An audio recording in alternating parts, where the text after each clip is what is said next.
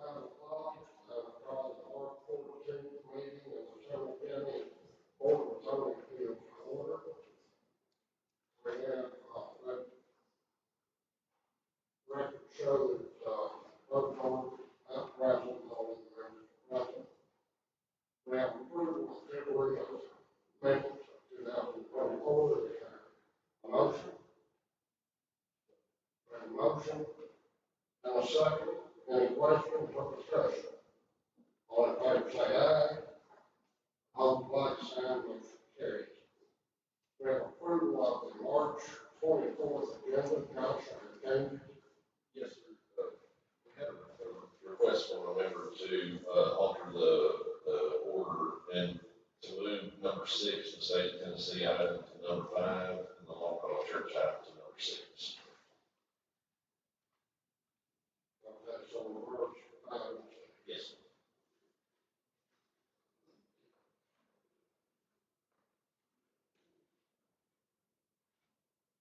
Well, that being done, I have objection on that agenda stand as corrected. Next item is election of the vice chair. I'll take nomination for election of the vice chair.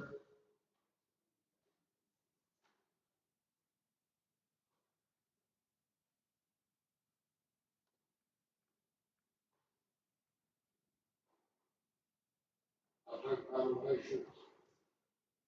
I'll have a nomination out. Make a nomination.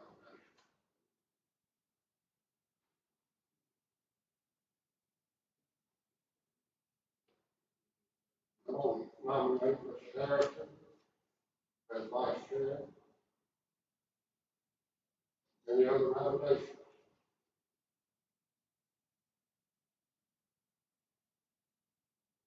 I'll have any discussion. Quiet, please. All in favor of electing Mr. Harrison as vice chair, say aye. Opposed, like sign. Congratulations, Mr. Harrison, the vice chair of this board. Johnson, like to enter meeting materials on the record. Yes, sir. Mr. Chairman, first we have Exhibit A here, which is the Sumner County zoning resolution, provisions effective June 26, 2023. Next is the meeting packet with all the materials for this meeting. That's Exhibit B. And then Exhibit C is the staff presentation, which will be in here in just a moment.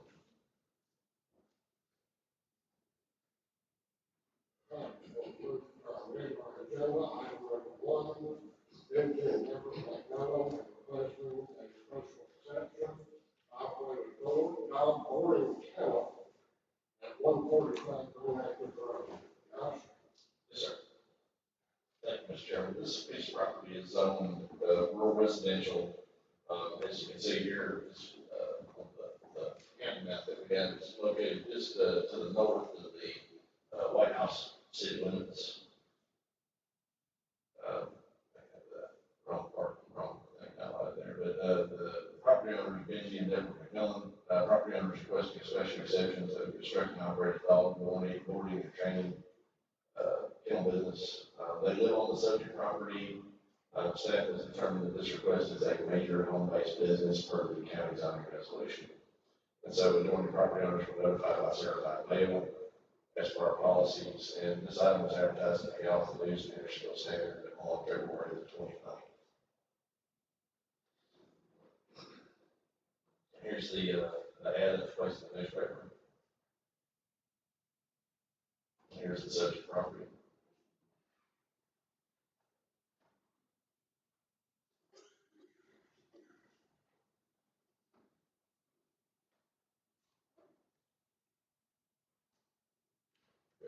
And so on the subject property, here's the home.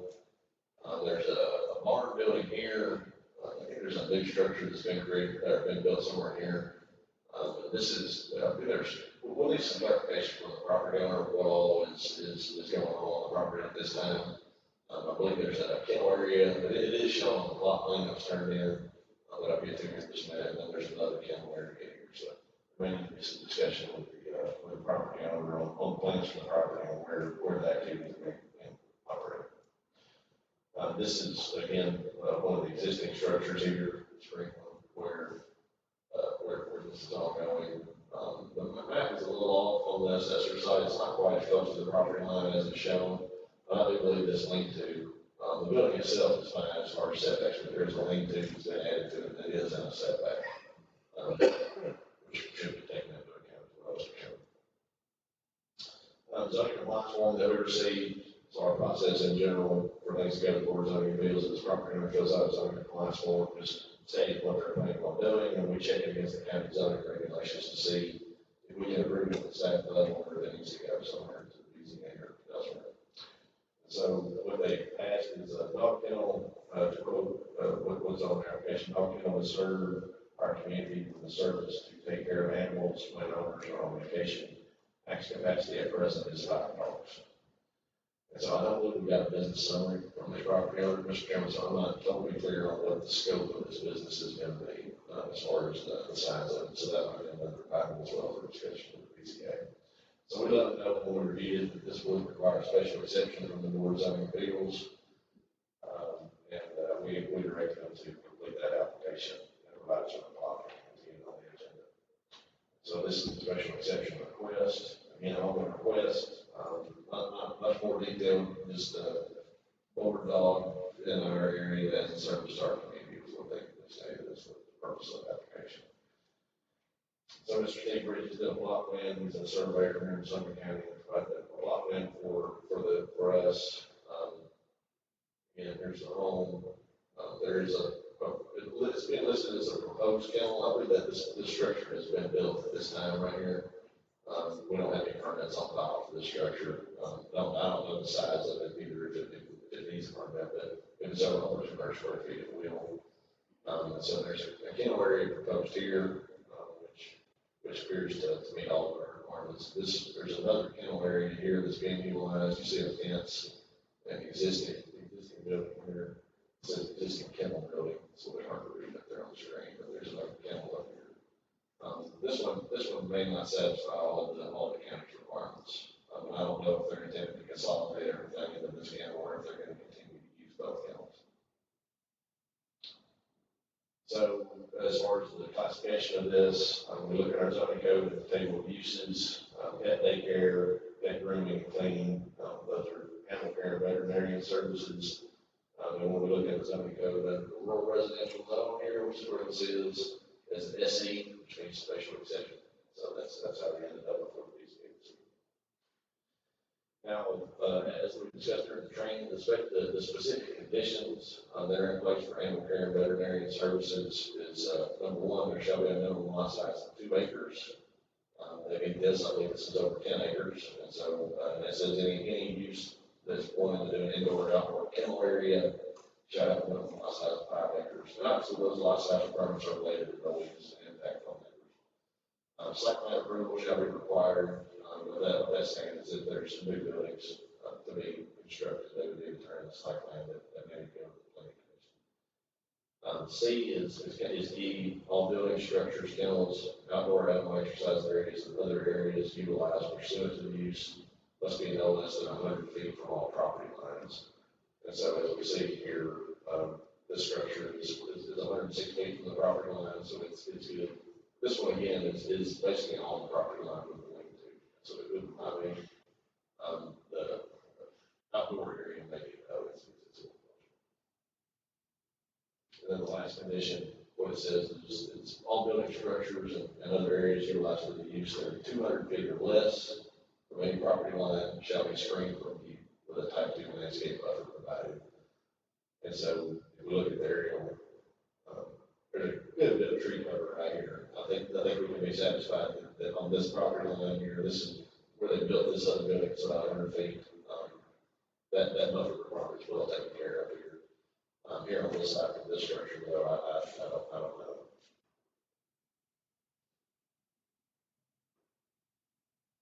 Now that said, as far as the requirement, this is a home-based business. The BZA has been afforded, as I would go, a little bit more flexibility in dealing with home-based businesses.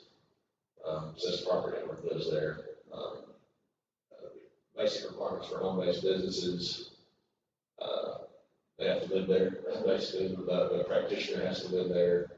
You can't change the home as part of the use. You can't put materials out in front of the house, like you trade items, trade and that kind of stuff.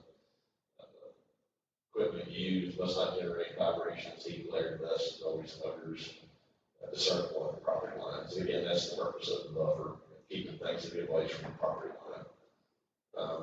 So I don't know whether the kennel area that's closest to the property line would meet that. I mean, we might talk with the property owner and see what they're doing. And then electromagnetic interferences, that would apply. And delivery is allowed as long as it's FedEx and UPS and that kind of thing, and not tractor trailers making deliveries. So requirements for major home-based businesses, this one can't be approved as a minor home-based business because it's a kennel. Dog kennels can't approve those, they have to go to the BZA. The reason for that is they're a little bit more controversial, people tend not to want those next to them sometimes in some contexts. And so, an opportunity for public comment and review is warranted on that kind of use. Requirements for major home-based businesses, no more than 3 non-resident employees, I think they satisfy that. 2 business vehicles, I believe they satisfy that requirement. They may utilize more than 500 square feet of any accessory structure if the BZA approves it, and so I don't know whether they are with this one or not. BZA can require additional parking, no more than 10 customer client visits in any one day, and no more than 5 customers present at a time. Again, we didn't get a business plan on this one, so I don't know what the scope of this is intended to be. At this time, it's $5. That was what they say, so clearly that would be less than 10 customers a day. And then certain things can't be approved as major home-based businesses by the BZA. So things like adult entertainment, obviously, undertaking services, restaurants, and medical clinics. Those generally are all going to require rezoning in order to get approved. Outdoor storage can be permissible with BZA approval. I don't think they're showing any storage of anything in front of the house. And then signage is allowed. Very small sign is allowed as part of a home-based business application.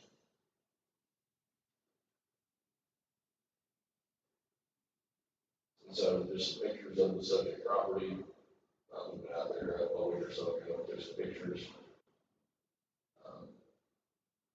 Obviously, the picture on the road where the sign is.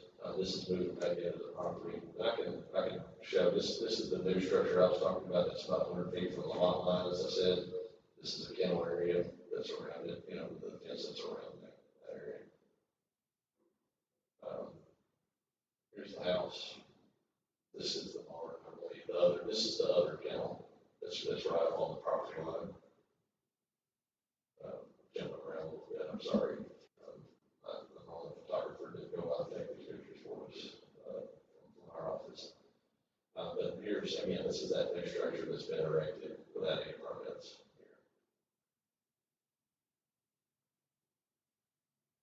And then this is that building that's there on the lot line. Probably kind of hard to see, but there's a dog right there, and this is a kennel area around the structure. Maybe a little easier to see right here.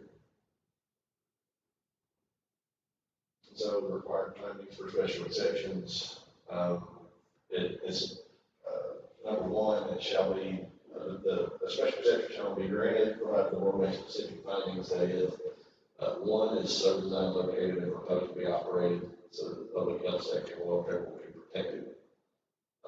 So there's no traffic concerns. Type over here, they're not proposing any buffer plantings to mitigate noise and smell, and so that might be something that we might want to talk a little bit about. There's fencing around the property. They're all animals, so they're not running at large or anything like that. The fence is in place. And this, if it was approved by the board of zoning codes, would need to return to the BZA every 2 years for renewal. Will not adversely affect other property in the area. I got some old information on this. It's the one kennel structure, the new one that's proposed, is generally well separated.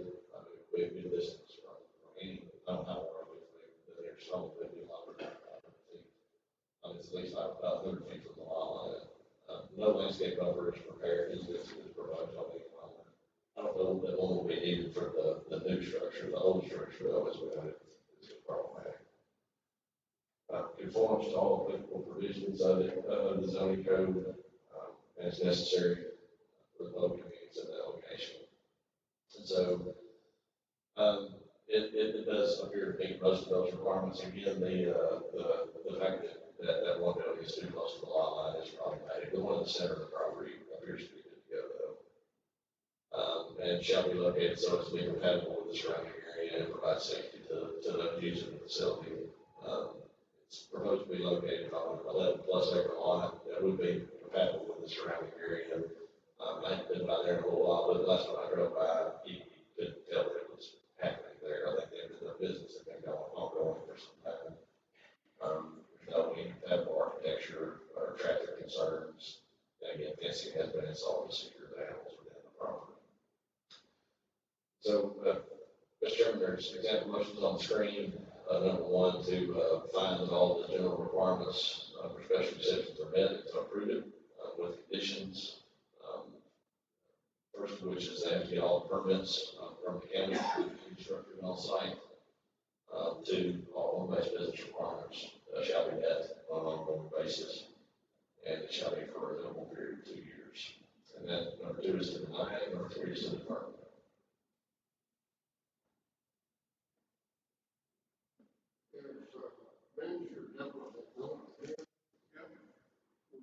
Would you give some forward and add anything to the staff presentation? Well, yeah, I mean, if you want to pull the plot map back up, I'll explain everything to you.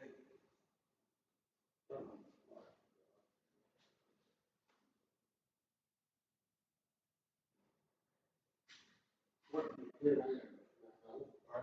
What do you care to add to the presentation? Well, just to clarify, further.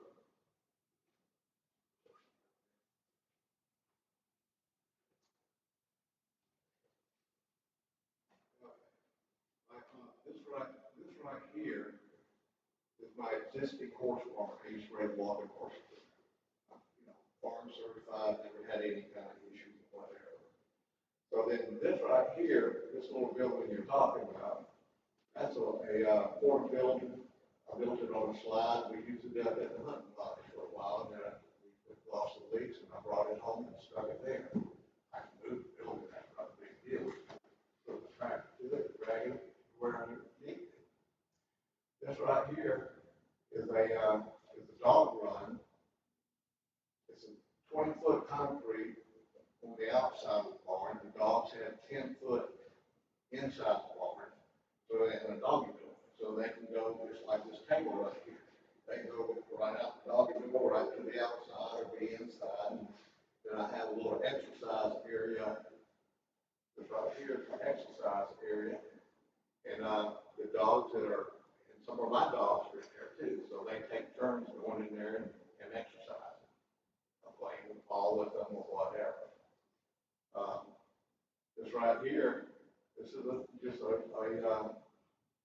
fenced area. I got one male dog in here, and then right here is another fenced area. I got 2 females and another male dog, and those are my dogs. Okay, and then right here, this is the new building that I just built, and I do have a building permit for record. Yeah, I'm on it.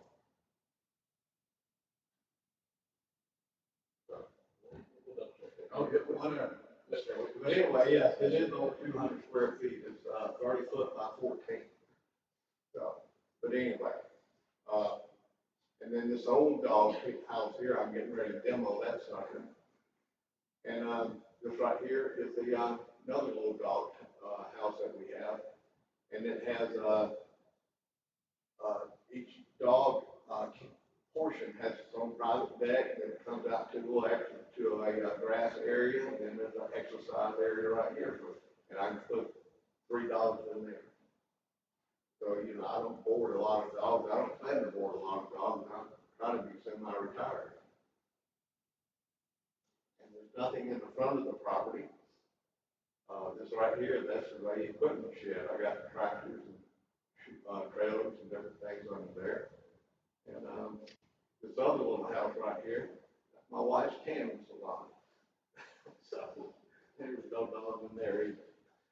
So anyway,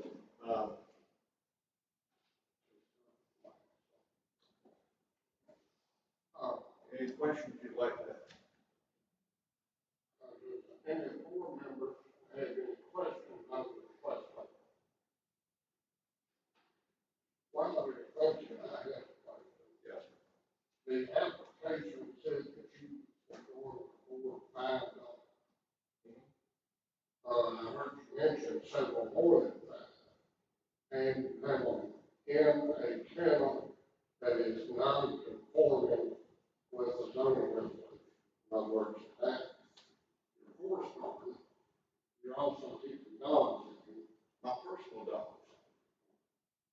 All five of your personal dogs. Well, there's 4 in there right now. Yeah, they're my personal dogs. There's no more in there. So you're saying that a back kennel will not be used for commercial boards? No, they're all used, no, they use the commercial dogs are boarded in the front.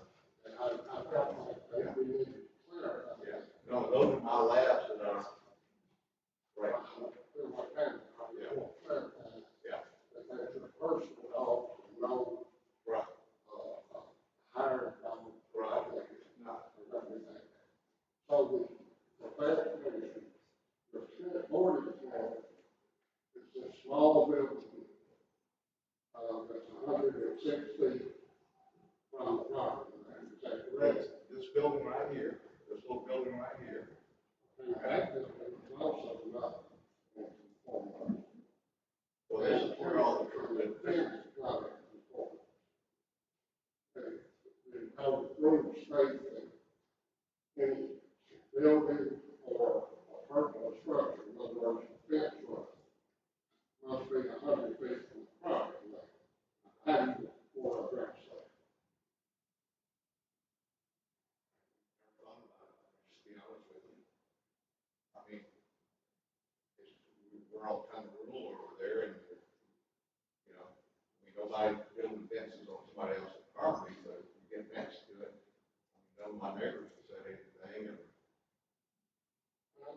and I didn't know that, just to be honest with you. I'm not disputing, and I am pointing out that we have certain rules and regulations Right. that we need to adhere to, and I want to make sure you are aware of it. Board, do any of you have any questions, I will request one.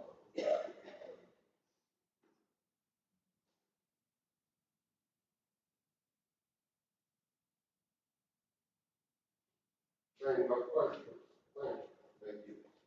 Appreciate it. Josh, are you feeling signed up? Yes, sir. There's one other person,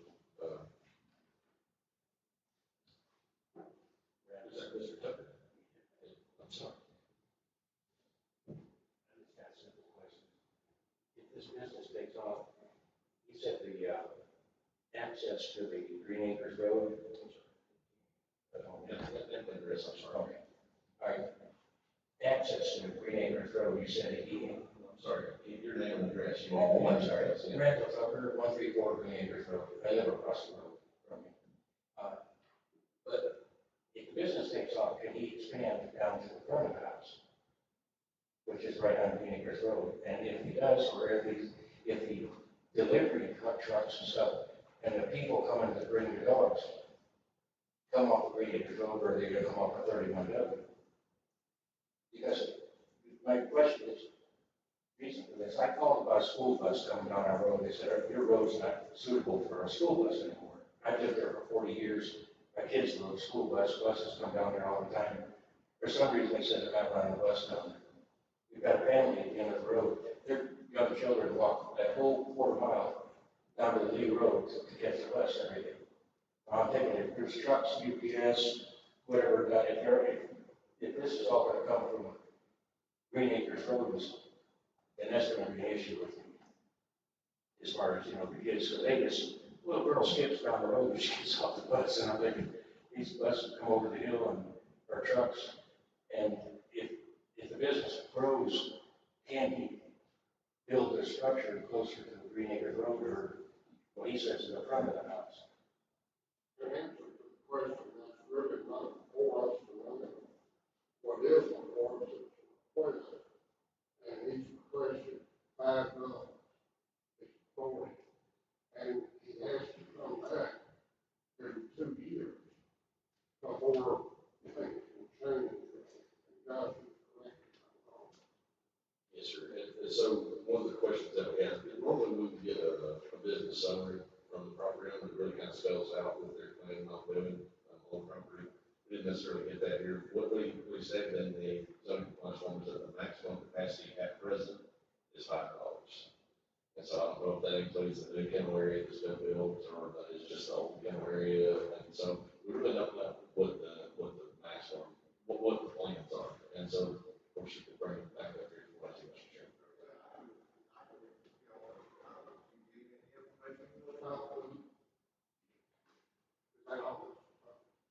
Yes, thank you, sir.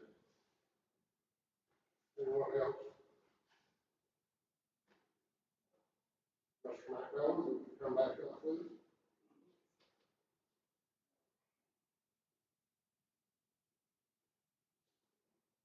The question before us is if we're undetermined as to the requested number of dogs you want to keep.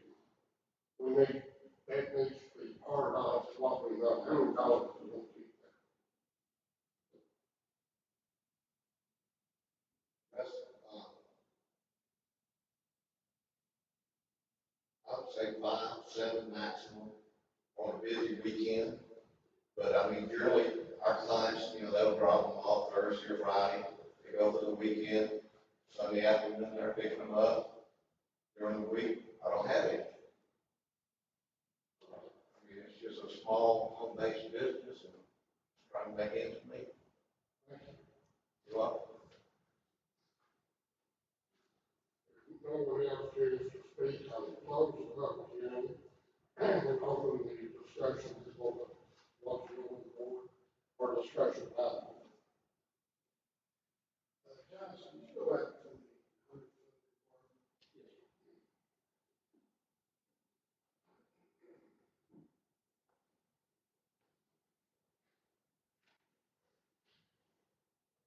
Yes, sir. So what you're referring to there is it's chapter 14, section 1411, subsection 4C. So what it says is all building structures, kennels, outdoor animal exercise areas, and other areas utilized pursuant to this use must be no less than 100 feet from all property lines. Well, two things that are interesting. I thought I was right. That includes those exercise areas. Yes, sir.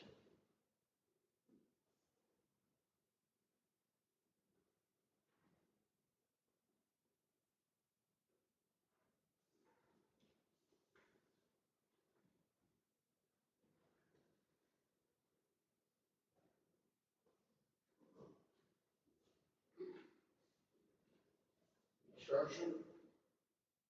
Ready for a motion?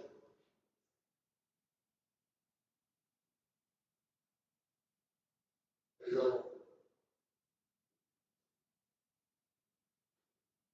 I'll make a motion to deny based on not meeting the ordinances setbacks as well.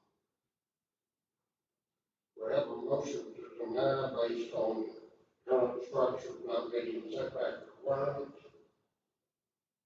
Is there a second? There is a second. Discussion.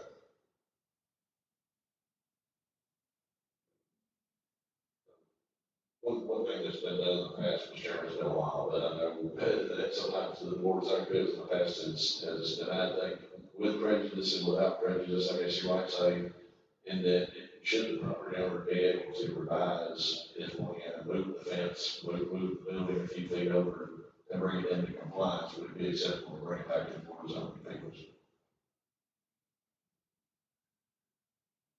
As far as I'm concerned, yes.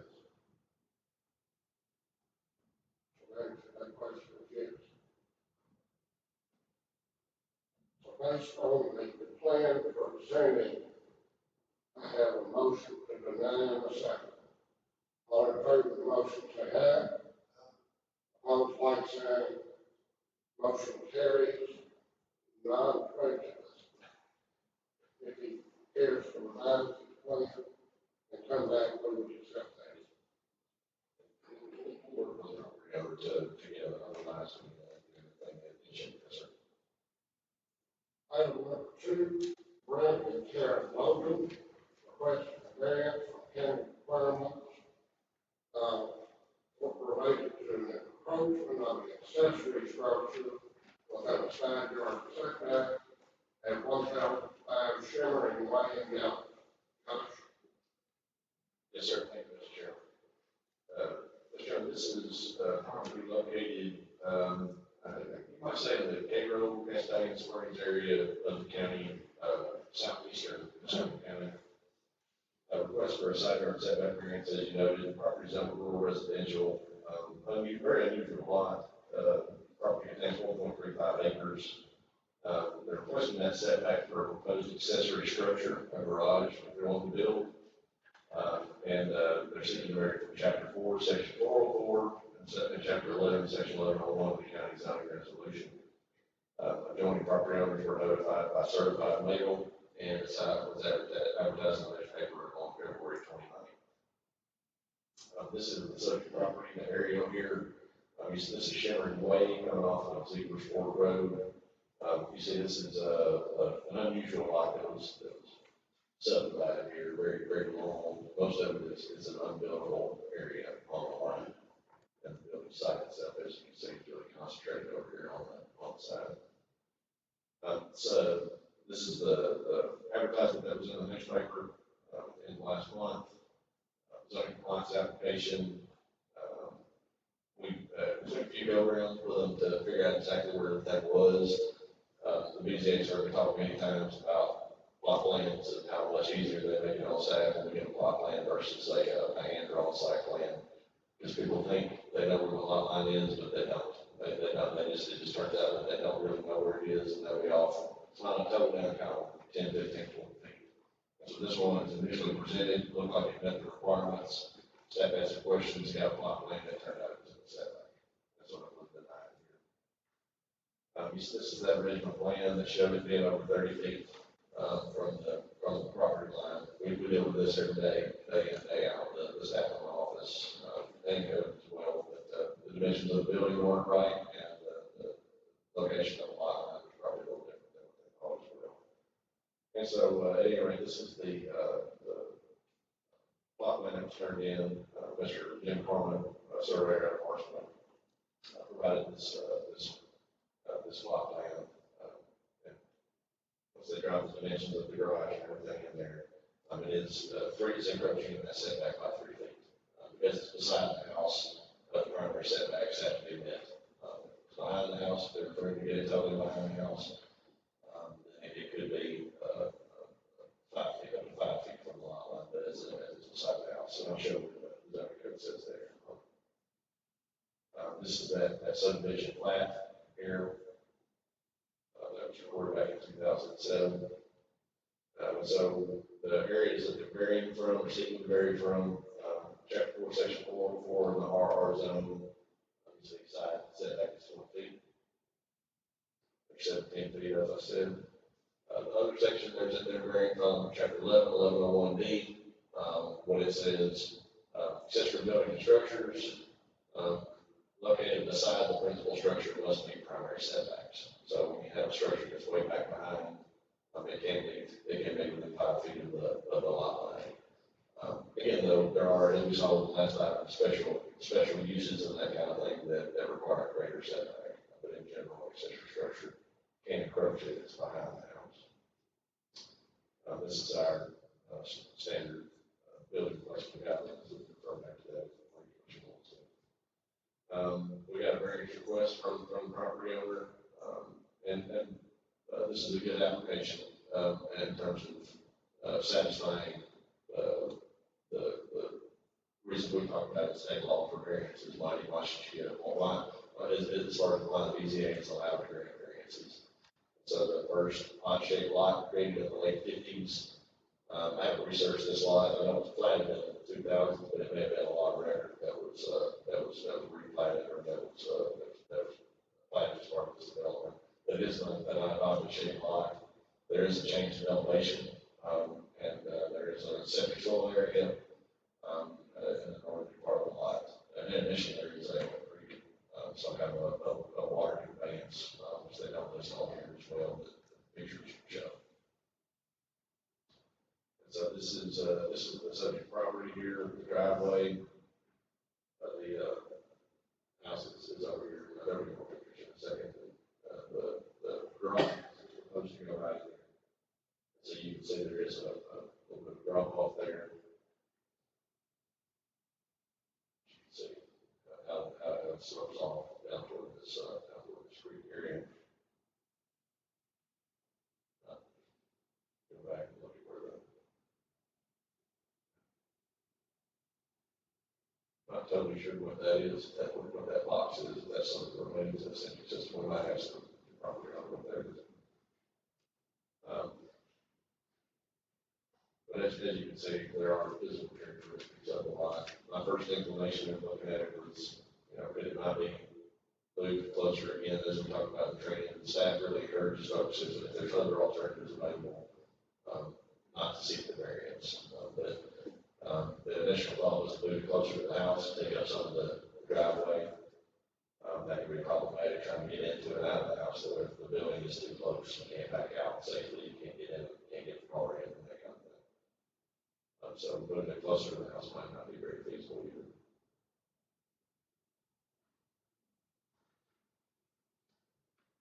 I say this is a creek. This is maybe a T-Day creek. It's a ditch to anybody else except for folks at the state division of water quality. This is state law grounds for variance. We beat this up a good bit during the training, but as was noted during the training today, we have exceptional narrowness, shallow shape of a specific piece of property, or by reason of exceptional topographic conditions or other extraordinary and exceptional situation or condition of such a piece of property. Strict application would result in a peculiar and exceptional practical difficulty to the owner of the property. Those items are met, variance from strict application may be granted to relieve the difficulties or hardship, provided that such relief won't detriment the public good without substantially impairing and without basically nullifying the zoning code.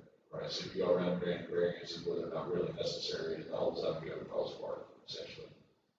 So that would be the case in this situation. We have the 8 findings of fact for variances. The first is, again, it is the request related to the shape and topographic conditions of the property. Yes, the property owner is clear that is the basis of their request.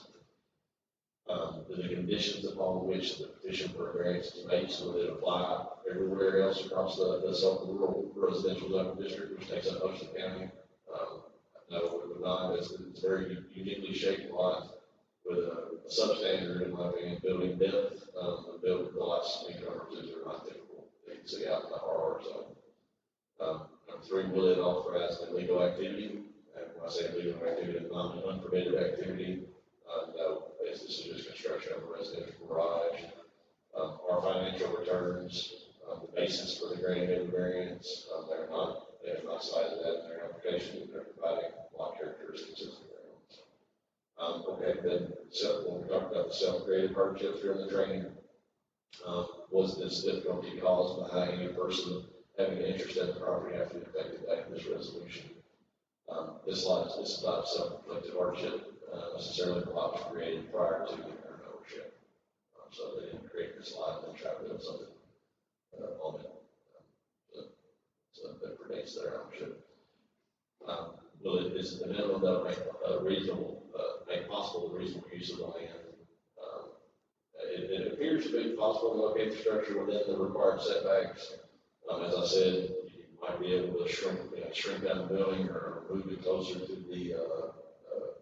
the house. That may not be practical. So there may be real practical difficulties there, and then you would be able to get the cars in the house. That's a practical hardship. we don't see that this would be a variance that would be detrimental to the public. With regard to the little ditch creek area there, they would need to have some fencing, presumably whatever our stormwater plan will do, have to get a land service permit to protect that little conveyance. And there's been no evidence provided that this is going to impair the spot supply, light or air, danger of fire, public safety, or harm anybody's property values. We have received a plot plan, which is required, and this is not a use variance. So we do have a prohibition on use variances. Mitigation of variance impact, if there was anything specific on this, if there was a retaining wall or anything like that, the BZA is allowed to impose plantings or walls or whatever might be needed, if you all felt it was necessary in those instances. So, Chairman, there's an example motion on the screen to approve this for the condition of they have to get permits from the county prior to starting construction, or to deny or to avert. We'd like to try to answer any questions.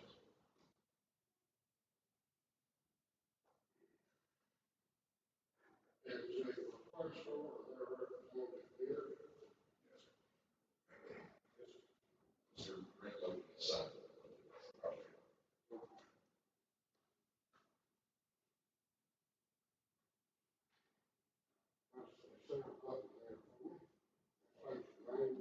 Brent Logan, 1005 Sumner Way.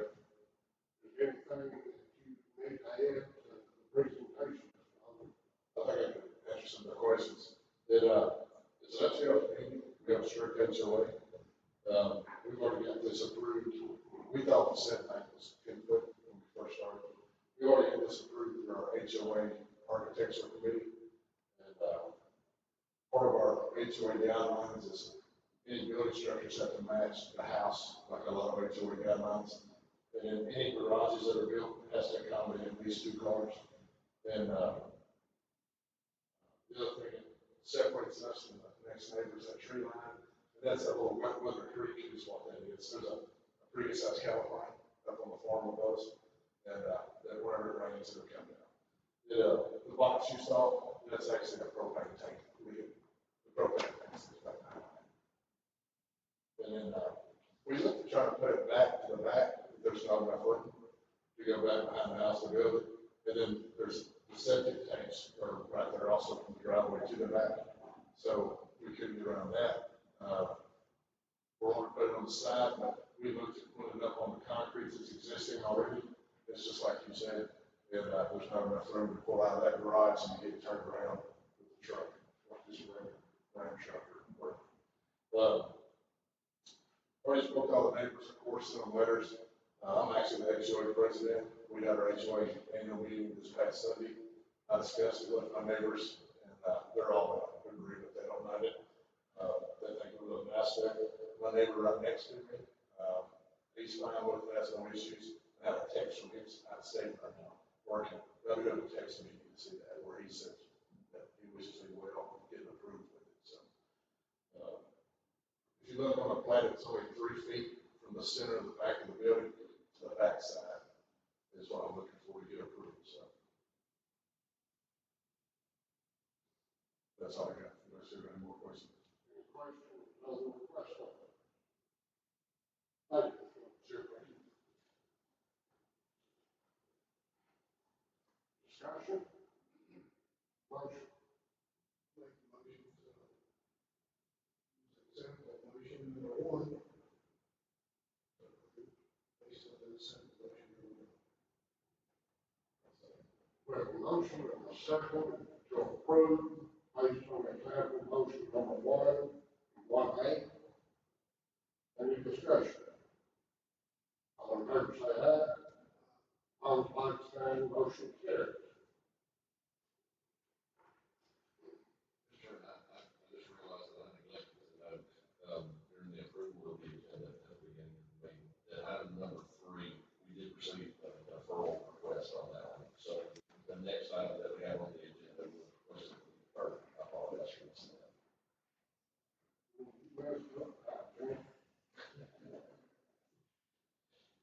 Okay.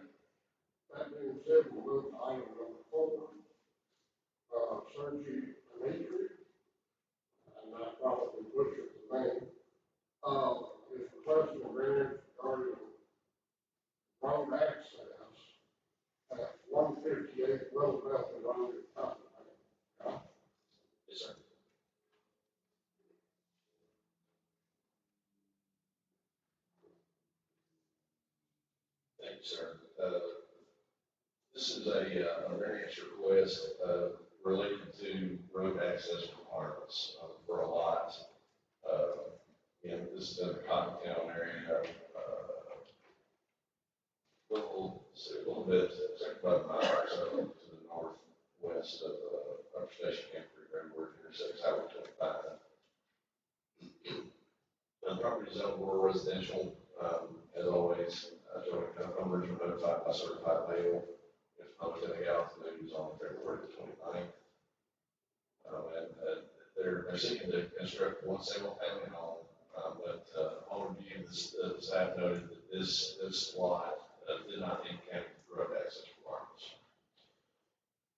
And so this is an aerial photo of the property, a little bit of confusion about where exactly the road ends, the public road, the road. And, I don't know if we heard back from the surveyor, that turned in another survey on this one, but county road list appears to indicate that the public road is here. And so that's why I show on the tax map, not always reliable, but it does appear that this corresponds to what is on the county road list. Where it proceeds up through here, well, it keeps going a long way back up in here. It's a private road, just a private driveway essentially, which does not meet county road access requirements. So I'll get into the specifics on that here in just a minute. This is something, this kind of issue is something the board's over many times over the years. This is the public notice that was in the newspaper for this item. A little background on this one. So county regulations that got put in place back in June of 1980, 44 years ago, required a standalone easement, 50 feet in width or 50 feet of road frontage in order to obtain a building permit. So every single item that comes through the county to get a building permit, we check it to make sure it has 50 feet of road frontage or that standalone easement. Our regulations are clear that it's incumbent upon the property owner to prove that they have those in the deed. And so sometimes that will request boundary surveys and that kind of thing to see where stuff's at. This one it clearly doesn't have 50 feet of physical road frontage because the road terminates a good way from it. The public road does. And so there's a judge's order that was promulgated on July 10th, 2023, that indicates that this property is obstructed from any public roadway by the intervening lands and neighboring property.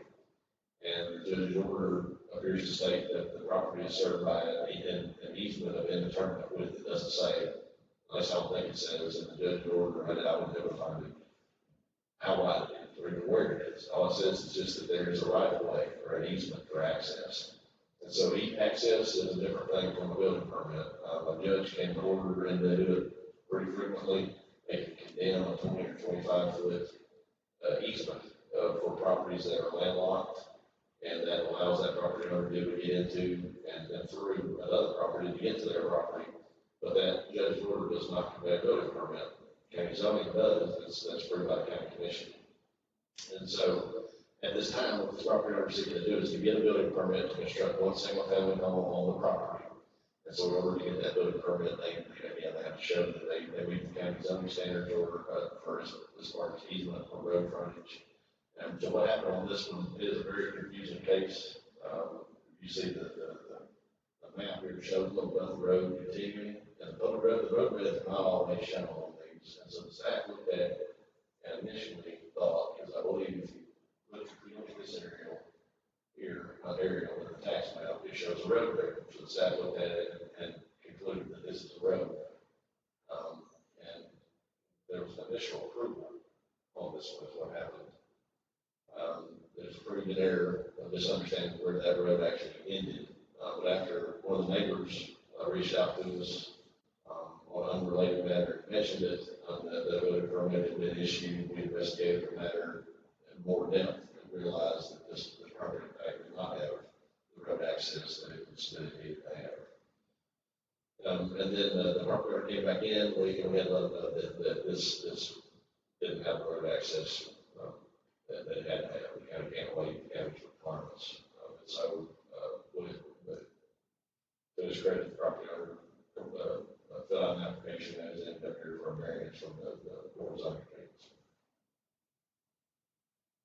So this is that application number 1 that was approved in error. this is application number 2. When it came back through, I took a look at it. And what I want to say here is upon review, the easement possessed by this tract does not satisfy chapter 11, section 1101, subsection H, which requires a 50-foot standalone easement. They provided a court order, as I said. The court order is non-exclusive and is of undefined width, and so we directed the applicant to file a variance request in the county board of zoning appeals. So, this is that variance request. And this is, I won't read all this, I'll spare everybody that, but what this says is every lot in the county has to have at least 50 feet of road frontage. However, lots over 5 acres are exempted from the road frontage requirement and must have easement at least 50 feet wide that they never share with any tract. This is where the county commission approved that back in 1980. It's basically the same thing. It's evolved a little bit, but in substance, it's the same. And so we have a boundary survey here, Mr. Chairman, from Mr. Carmen, that caused us a little bit of confusion. We've reached out to Mr. Carmen to get clarification. He indicates a little bit of the road is terminating here along the road frontage, which is not what the judge's order says and what is not what our county road list says. So there's a little bit of confusion there. What he indicates, I believe, is 25 feet of access here. We still would meet county requirements, but I hate to say that a boundary survey is wrong. I won't quite go that far, but we still have questions about this boundary survey, and we'd like to get it clarified with the Carmen at some point. This is the judge's order, where they go. Where the judge mediated between the different property owners. There were several involved here and reached a conclusion that yes, this property does have an easement and the right to traverse these other people's property to get to their property. But the details on the easement, where it is and how big it is a little bit not there. So this is the subject property. They commenced grading activities a good while ago on the site. This is some stuff probably our school mark folks will need to follow up with them about at some point soon. They haven't already. These pictures were taken a week or 2 ago. So again, grounds for variance. I think there's certainly an exceptional condition here. This is something that's not a typical situation that you see. As far as, you know, the location of the lot with regard to the road and its road access. There are a good deal of difficulties to getting a permit to build something on this structure. And so we tend to make feel like the variance standard in the state law are met. As far as our findings of fact, the particular conditions of the lot and the specifics of the easement history, it may conform with the zoning resolution impossible. I think it's not just difficult, it's impossible. Absolutely being able to buy property to get to the road or extend the public road, which would not be practical for one lot. Number 2, the conditions would not apply across the rural residential zoning district, and they're pretty unique to this lot. And this kind of thing happens from time to time, but it is not a non-unique situation. 3, there's no unpermitted uses that are proposed. Financial returns are not the primary issue at hand. This person's trying to obtain a building permit essentially, and they've gone through the process to do so. This difficulty long predates the current ownership of the property. This gentleman has purchased it in the last couple of years. This is a piece of property that's been out there for a while, and so I don't think that there's anything this property owner did. And obviously, they have gone to court in order to try to remedy the access questions and issues that were noted, and then they received a judge's order related to the easements. That's about all they can do. 6. The variance is the minimum variance that would allow the reasonable use of the land. Denial of variance basically says you can't build anything on this piece of property. We don't have any evidence indicated that this will be detrimental to the public or injurious to the other property in the area. Like I said, the stormwater issues on the site, I'll be dealing with our inform our manager to get out there and see what needs to be done, if we're having any offsite runoff and that kind of thing, that we can take care of. Eight, there's no evidence been provided that the granting this variance will endanger the public safety, diminish property values, et cetera. The opposite, actually, it will allow a house to be built on the property. They have provided a plot plan. Again, we had some questions about the plot plan. And this is it's not a use variance. That's the board that needs the easement being shared by multiple properties constitutes no use of the property, which is something that's been discussed in other cases in the past. So, Mr. Chairman, there's example motions on the screen to approve the matter to defer this. I'm glad to try to answer any questions.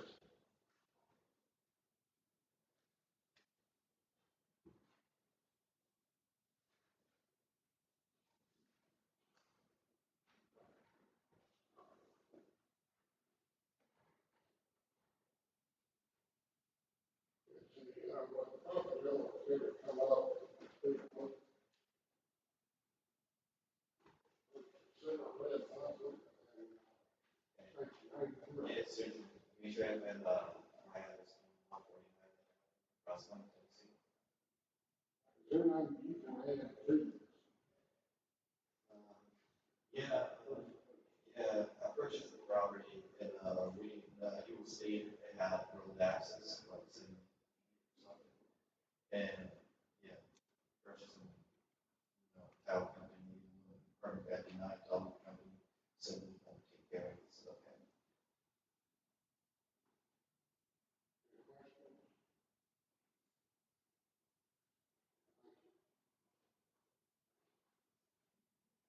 Before we go on, I would like to say this intrigued me when I was reading it in my life work. I spent much time this afternoon reading these. There is probably 15 or 20 of them. Scattered back and forth and everything. It seems like, and in one of the deeds, boundary surveys, that encompassed an entire area. Now, should you go back to your overall attachment?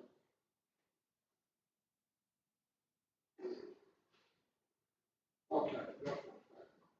If you note, a double line road stops at the south end of what is shown as parcel 3401. There's a boundary survey as part of the deed that encompasses 3401, 41,401 property to the left, property to the two small tracts to the south. That was all one large piece of property. It was,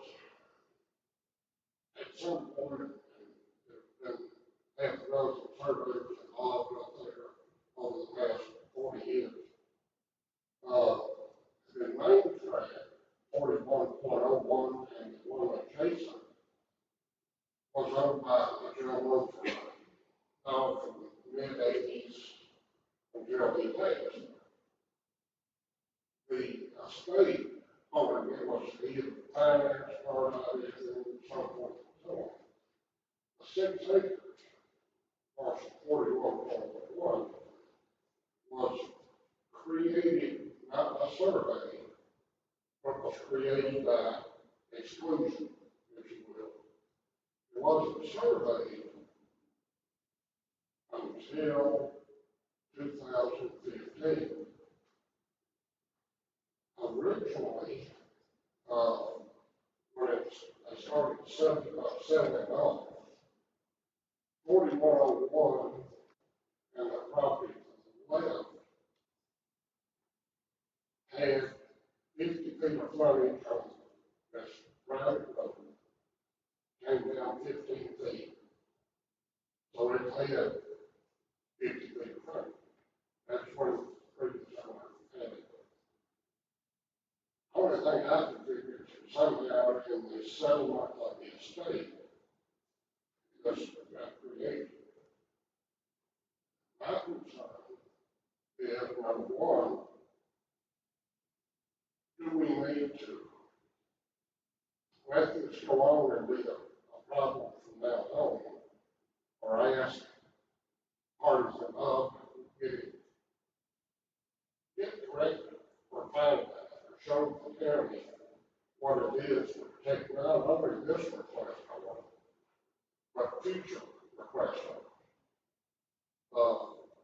Future homeowners, this property, that we had one worth a whole lot, worth a whole lot now. That we had a man that bought the trade based on what was said and not based on what the record shows. Basically, I have a personal thought as a surveyor and as chairman of the board, is that we need to give, Johnson reached out to the surveyor, give them 30 days to try to come up with a solution or a more definition to, it's so long of thing. I've, like Josh, I've read the court order 2 or 3 times. I read several other deeds several times. And as many deeds as I've read in my lifetime, it's still a convoluted mess. I can't put it in that way. But I would like to see something to bring it all together where we know and the staff and the county will know in the future what needs to happen, what has happened.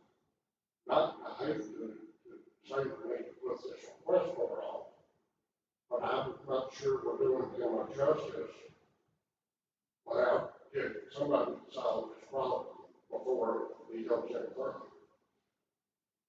That's my thought. That's all the discussion I'll have. So it's up to the board what you want to do. I'll handle that. I think that makes a lot of sense. I think it's mainly around, is it the southern side of the parcel, already into the road appears to stop. Better clarity for the surveyor. One other thing I want to ask Josh, I don't know if this is in line, but I was wondering if the county engineer is going to be willing to look at the road, to look at it from safety standpoint, site distance, things like that. I don't think we need a full-blown study, but if someone can go out there and look and see if there's not site distance concerns that are created, I guess, that kind of overlap that with what Mr. Ray was talking about. But,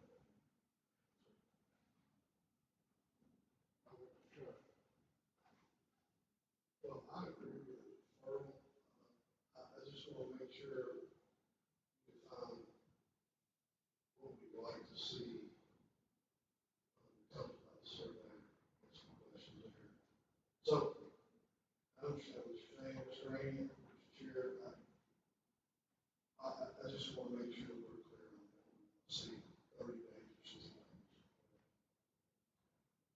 I think we should see a drawing of the request for his property. A drawing of who and where and what this roadway is, what's the width of it, where's it located, who does it serve? I think it now, and where we can enter that into the record of this body in no other place. But I think that would be prudent. And I don't want to have created an undue expense for anyone.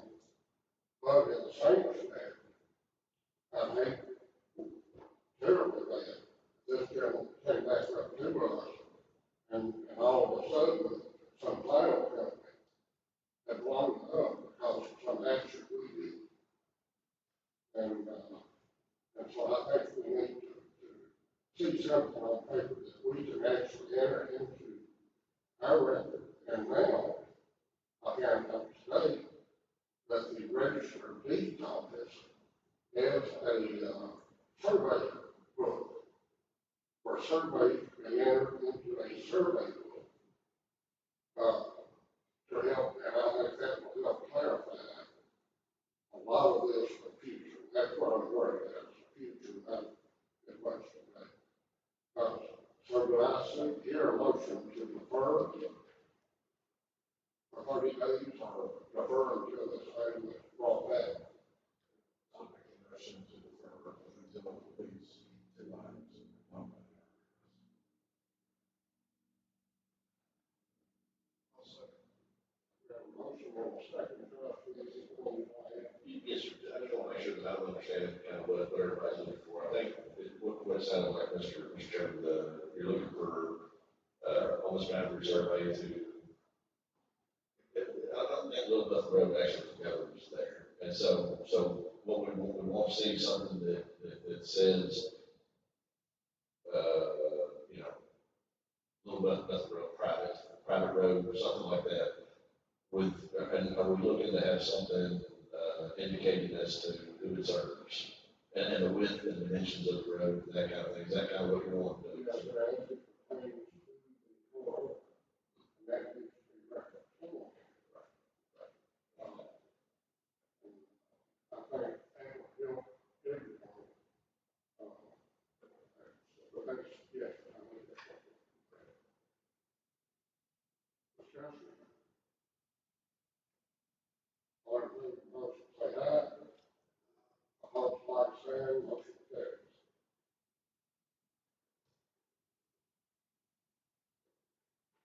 Next item on the agenda is the state of Tennessee, represented by Taylor Paul, requesting ongoing operation of credit card authority. Credit card road, that's sales price. Yes, sir. Thank you, Mr. Chairman. Mr. Chairman, this is a request for approval of a special exception related to construction of a 3,500 square foot enclosed pavilion structure to support museum operation at the Craig Farm Historic Home. The proposed use for this structure is to host tour groups and fundraising events. This property has 60.55 acres on this particular parcel. The state owns a good water right there in that vicinity for this parcel, 60.55 acres. It is zoned rural residential. The state of Tennessee is the owner. We're represented by Caleb Paul, Catalyst Design Group. Joint property owner notified by certified mail. It was advertised in the Housing National Standard on February 29th. One question that we had, Mr. Chairman, prior to the meeting is why are they coming to the county? Historically, I think the state probably would have said, we're going to do this, and just so you know, county, and most, they probably just would have let us know, you know. It would have been like, okay, because they're the state, and they supersede our zoning authority. However, the state of Tennessee, I think, has decided that they want to be a good neighbor to the various jurisdictions around the state. And through this process, to be honest, didn't try to compliment the use of the powers that they have, but I did, mention that if they wanted to comply with our regs, they would have to comply with all the regs like everybody else. So that's what they said they wanted to do. So they said they wanted to be treated like anybody else. And so that is why this application is before the board of zoning appeals this evening. They want to get their approvals just like any other landowner would from the county. This is an aerial of the subject property. Just kind of let you know what's what here. Craig Farm Road again, not showing it's a public road here, but it is one. It is a public road. It's just not on that. This is the Craig Farm Historic House. And this is the subject property. The building activity that they're proposing is down, all concentrated down here on the southern side of the property. This is the public notice that was in the newspaper. This is their special exception application. Very thorough application all around. We want to thank them for their hard work and very high quality work that they do. And it says what I said earlier, they're seeking to construct a small enclosed pavilion structure to support ongoing museum operation. They use that with tour groups and occasional fundraising events, which currently take place in a tent. So they're doing these activities on their property at this time. And they're looking to have a permanent structure erected there in order to do it. The pavilion will be located on a state-owned parcel, which is part of the original farm, and east of the main home. The use will be classified as cultural and recreational activities. recommended as a special exception within RR zone. The main parking surface is also proposed to either be grass paved or geo-wet reinforced gravel, which is more in keeping with the rural surroundings and the frequency of the use. There are some carve-outs. Most circumstances in the county really require paved parking.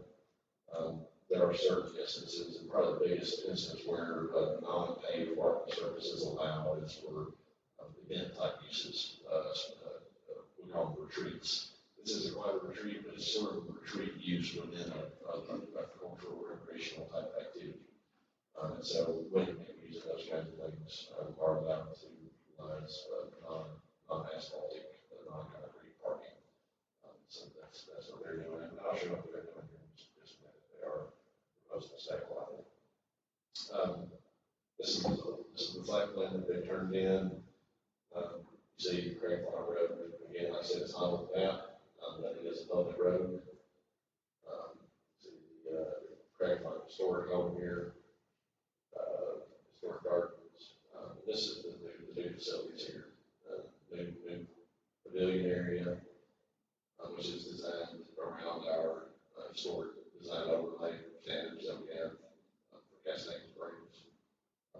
Anyway, this is the parking area that is proposed here for the site, and they have gone ahead and gotten the soils area mapped, and I believe it's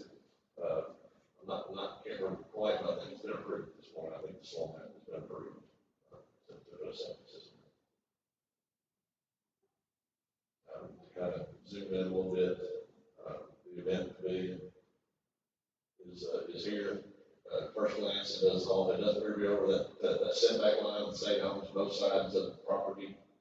But we do, in general, require those setback requirements to be met regardless. Upon further inspection, the corner of it is on the line, but this area here is just a concrete area, which can be in the setback. So it is on the line, but it doesn't appear to be over the line, but it's exposed to the BZA for form's sake, may want to move it a foot or something like that. And talk about where they can do that. 30 parking spaces are proposed. That's grass paved, geo-wet, reinforced gravel or other permeable surfaces proposed. Whatever they do would need to be a dust-free surface. Will need to be treated in a way to keep it dust-free. They've indicated that will apply. You see they have parking down here.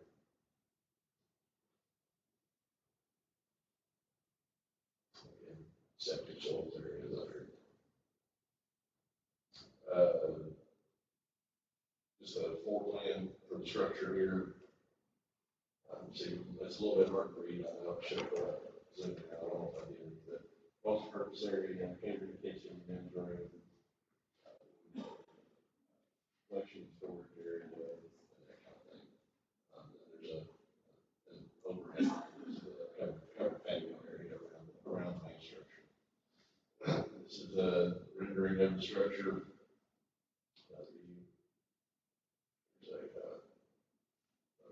There's a good angle of the structure. We classified this under the cultural and recreational services heading in our community facility activity. This is a public park area. It is allowable for a residential zone with a special exception from the Board of Zoning Appeals. There are some other districts, institutional, in a school campus or something like that. Public park is permitted by right on those, not having to go to the BZA. RR zone, though, it doesn't have a special exception.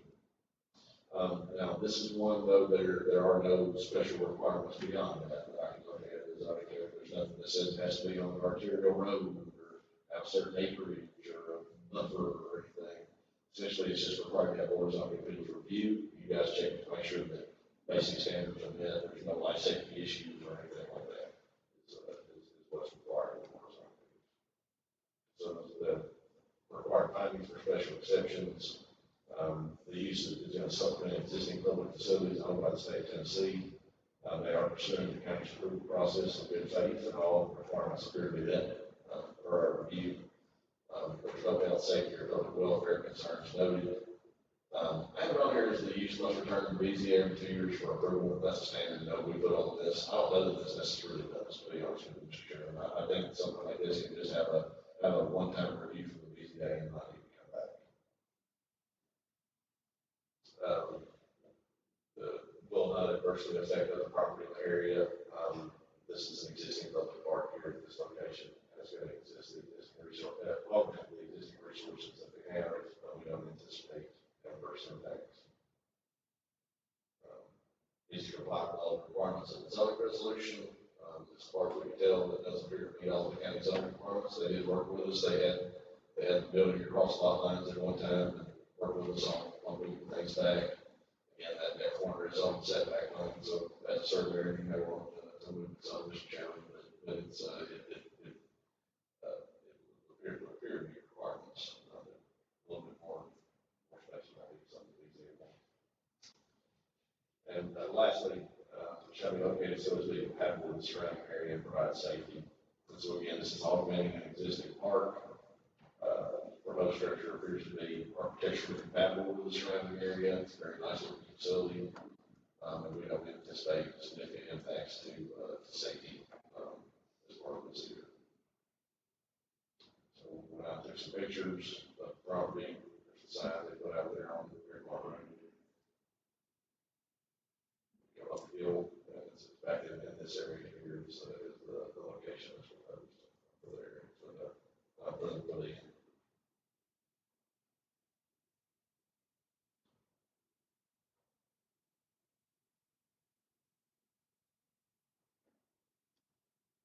So as you can see, as far as architecture, Mr. Chairman, the existing buildings that are there, if we go back, you can see there's good, they've done some work to make it look the same, so. That said, there is a Cascade Springs Historic Overlay District, and there is a board that is established to regulate that, at some time, and so I need to consult the zoning code to see if, I have it on there as condition of approval, I need to consult the zoning code to see whether it does need to go before that design review board. I know the county's projects, I think they are exempted from that. So I'm not sure if it mentions the state, we might infer that the state will be in this. But anyway, there are example motions on the screen to approve the matters referred to this one. I'll be glad to try to answer any questions. The site plan would need to be submitted for the commission review.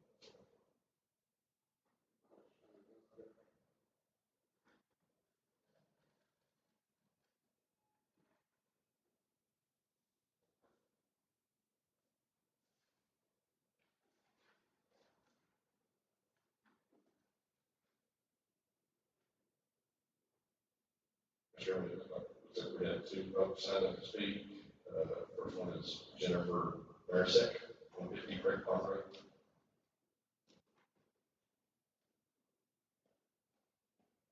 Thank you. Yes, I have several questions. Would press the make your name and address correct. Jennifer Marisette, 150 Great Pond Road, Cascade Springs. Thank you. I just have, I'm excited about the project, first of all, but I do have a few concerns because if you go to the slide where you showed what was submitted, my property, I have an easement through, right there, through, I'm the property that's that funny shape.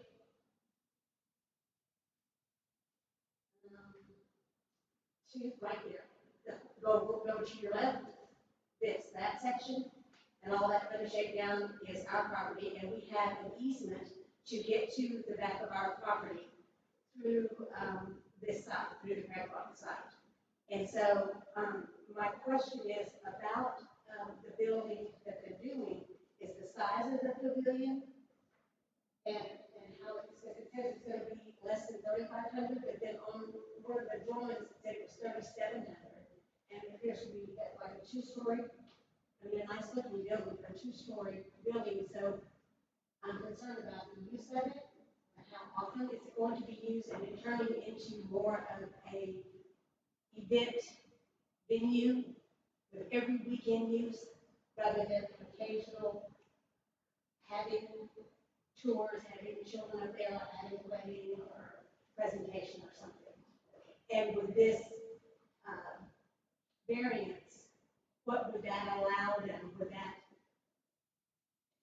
the type of variance that they're getting, would that can, in other words, limit how the building is used? And not in more of a commercial way, but it's still,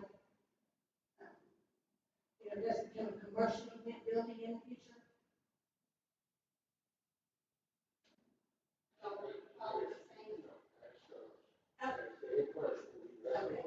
Okay, so that's the first, well, I have five.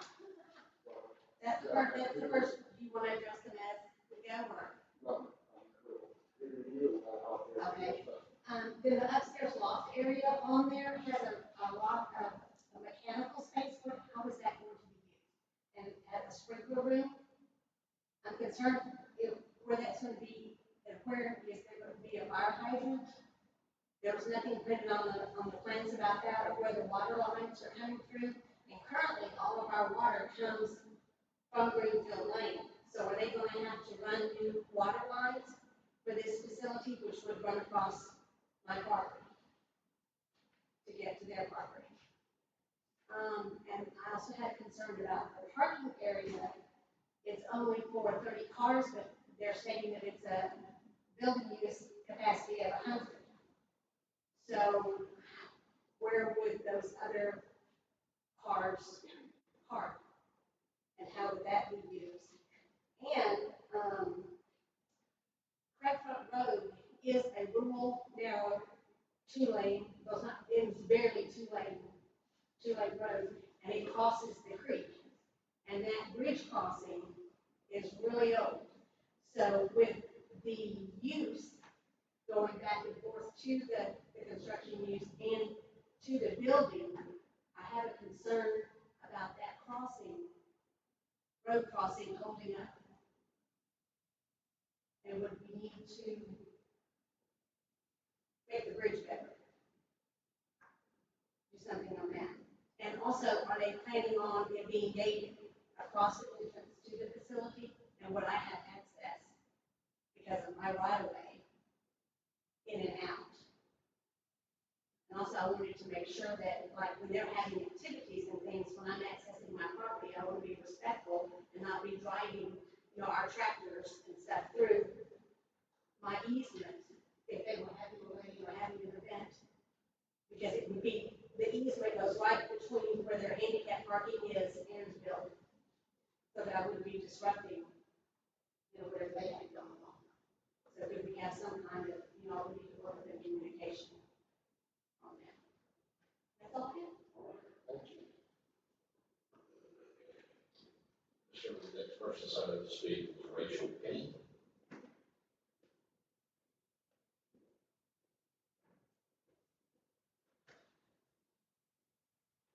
Rachel Penny at 249 Greenfield Lane. The neighbor addressed several questions, but one came to how long we expect construction to be, if it'll be a quiet time. If alcohol will be, part of the city at our club. We enjoy the gala, but we do want the calendars for those nights. It does carry over quite a bit. So that was my biggest concern, was just questions about how the events that we covered, hours of operation. Also in regards to construction, would we expect some heavier construction, or is this normal routine residential type construction on glass?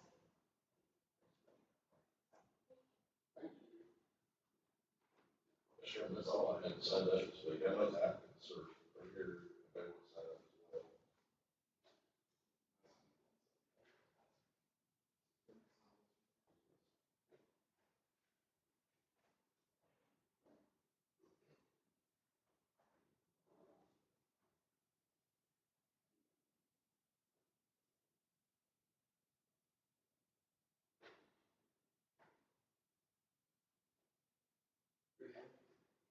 My name is Caleb Paul. I'm a civil engineering project manager with Davis Design Group in Nashville.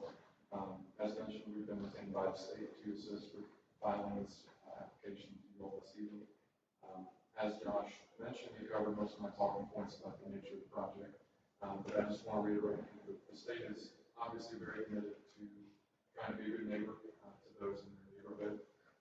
Many cases when we work on state projects, they handle things with their own building and codes officials and don't defer to local authorities. But this group is very intent on going through the rules in the best way they possibly can, and making sure that they defer to the neighbors and defer to the local jurisdiction, go through the process. I don't think that I have anything to add to what Josh said about the nature of the project. I'll obviously be available to answer questions. We have Tanya here, who is the director of the historic home at Blacklock. She'll also be available to answer questions, and I'll invite her shortly to speak a little bit about how they use this building. But I can address a few of the questions that have been posed by the neighbors. And then if you guys have any additional questions as the hearing goes on, I can address those as well. And please let me know if I missed anything. I tried to write the water. Yes, is a concern. It is a concern that we're aware of. There's a 2-inch water line in the vicinity of the project. It would not be large enough to serve a traditional sprinkler system. As the project moves forward, we are expecting that our mechanical fire protection designers will design a tank system that provides permanent reservoir volume for firefighting purposes and for the operation of the on-site sprinkler system.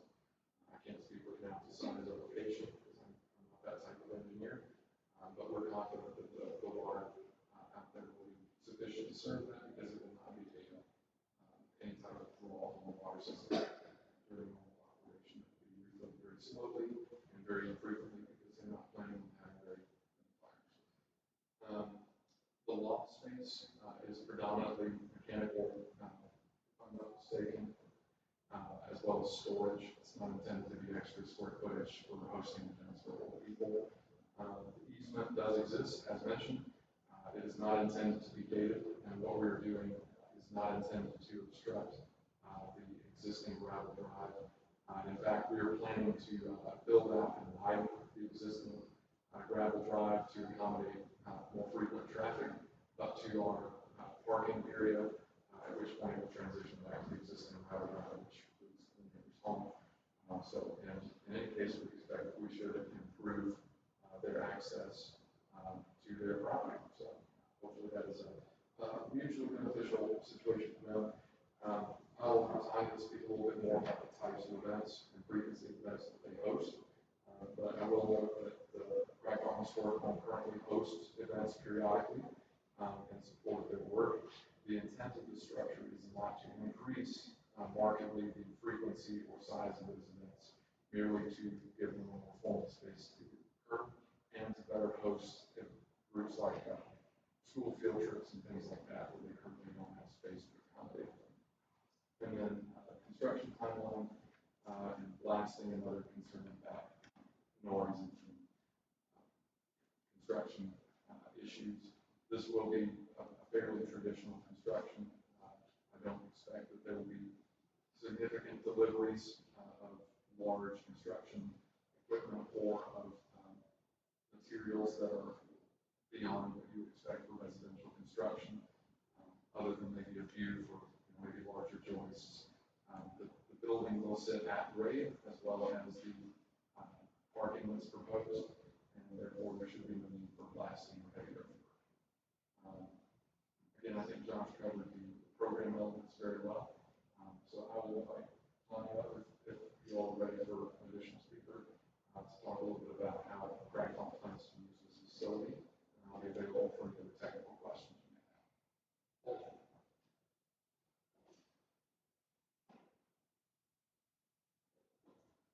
Hello, Tanya Staggs. I'm Executive Director of Historic Castilian Springs, which is the nonprofit that manages Blacklock. We also manage Wynwood and California Hill. So to address concerns from our neighbors about events and things like that, we have, since we merged the sites back around 2020, we've made a concerted effort to kind of move away from weddings at Craigmont. Prior to 2020, Craigmont did host a lot of weddings, but the pandemic kind of really changed how people wanted to do weddings. And a lot of historic sites, not just Craigmont, realized you can't depend on weddings as your major source of revenue, or you can get in trouble. So, we have pulled back from that. I'm a historian, I'm not a wedding planner, so I do not want to host any weddings. So we purposefully, kind of scaled down the design of this building, so, that, you know, if you host a wedding or two, they're gonna be fairly small weddings in the grand scheme of how weddings are done today. Currently, right now, we mostly do small, what we call elopements, which actually don't have receptions. We maybe do about 5 of those a year, and we might do 2 larger scale weddings a year. We don't advertise weddings, so it's kind of like if people come to us and ask, we'll work it out with them, but it's not part of our priorities going forward. What we would like to use this building for is to host school groups. We currently don't have any climate controlled space at Crag Wood Ward Hall Summer Hill that we can put school kids in if it's a cold day or a hot day or a rainy day. So that's our hope with this, is that we can host school groups, maybe summer camps, workshops, things like that. So mostly things that are going to be happening at daytime, very few things that happen at night. We do already host the gala. The gala's been going on for over 40 years now, and it's our biggest fundraiser of the year. So that's one night a year. We do a October kind of spooky event, which happens at night. We may add a couple more nighttime events, but we have a staff of 2, so we're not going to be adding a whole lot of nighttime events because that means we have to work at night on the weekends. So I think that's about all. I hope that addressed everything. So.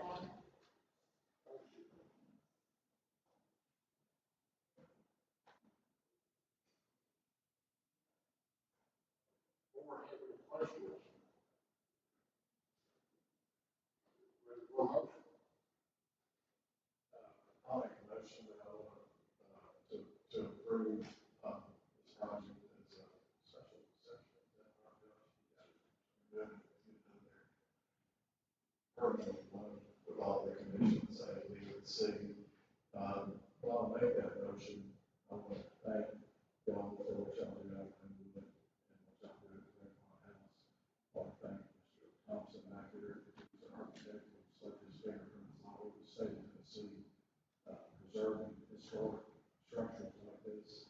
And I appreciate what y'all do in Sumner County. So I make a motion to And you're adding, I'm sure to that motion that they are exempt from coming back in 2 years. yes, sir. Second, I'll second. we have a motion, and a second, discussion. All in favor, say aye. All like sign, motion carries.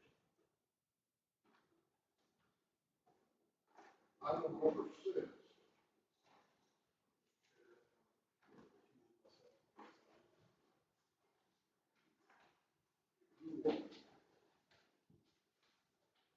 Time to have something late.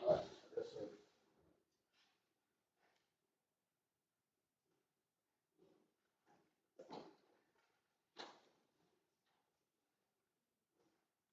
Long Island Church represents the CSDG, requesting a variance on county requirements related to off-site parking at 3251 Old House by Fort Street. Yes, sir. Mr. Chairman. Mr. Chairman, this piece of property, as you know, is at 3251 Long Hall Pike, right near the intersection of Long Hall Pike and New Chapel Island Road and the Chapel Island. The property owner is listed on the accessory site, it's Tennessee, or tnwebsites.com. The applicant, this application is Long Hall Baptist Church, or Long Hall Church, is what they're called now. The church has a lease agreement with the owner. At this time, it's been provided that was in the packet. This item was on the agenda back in January as an administrative appeal. due to a couple of issues. There were issues with the parking plan, and other questions. They like to withdraw the administrative appeals application and to resubmit a couple months later as a variance application instead. And so at this time, what they're doing is they're seeking a variance from county parking requirements under chapter 11, section 1102 of the county zoning resolution.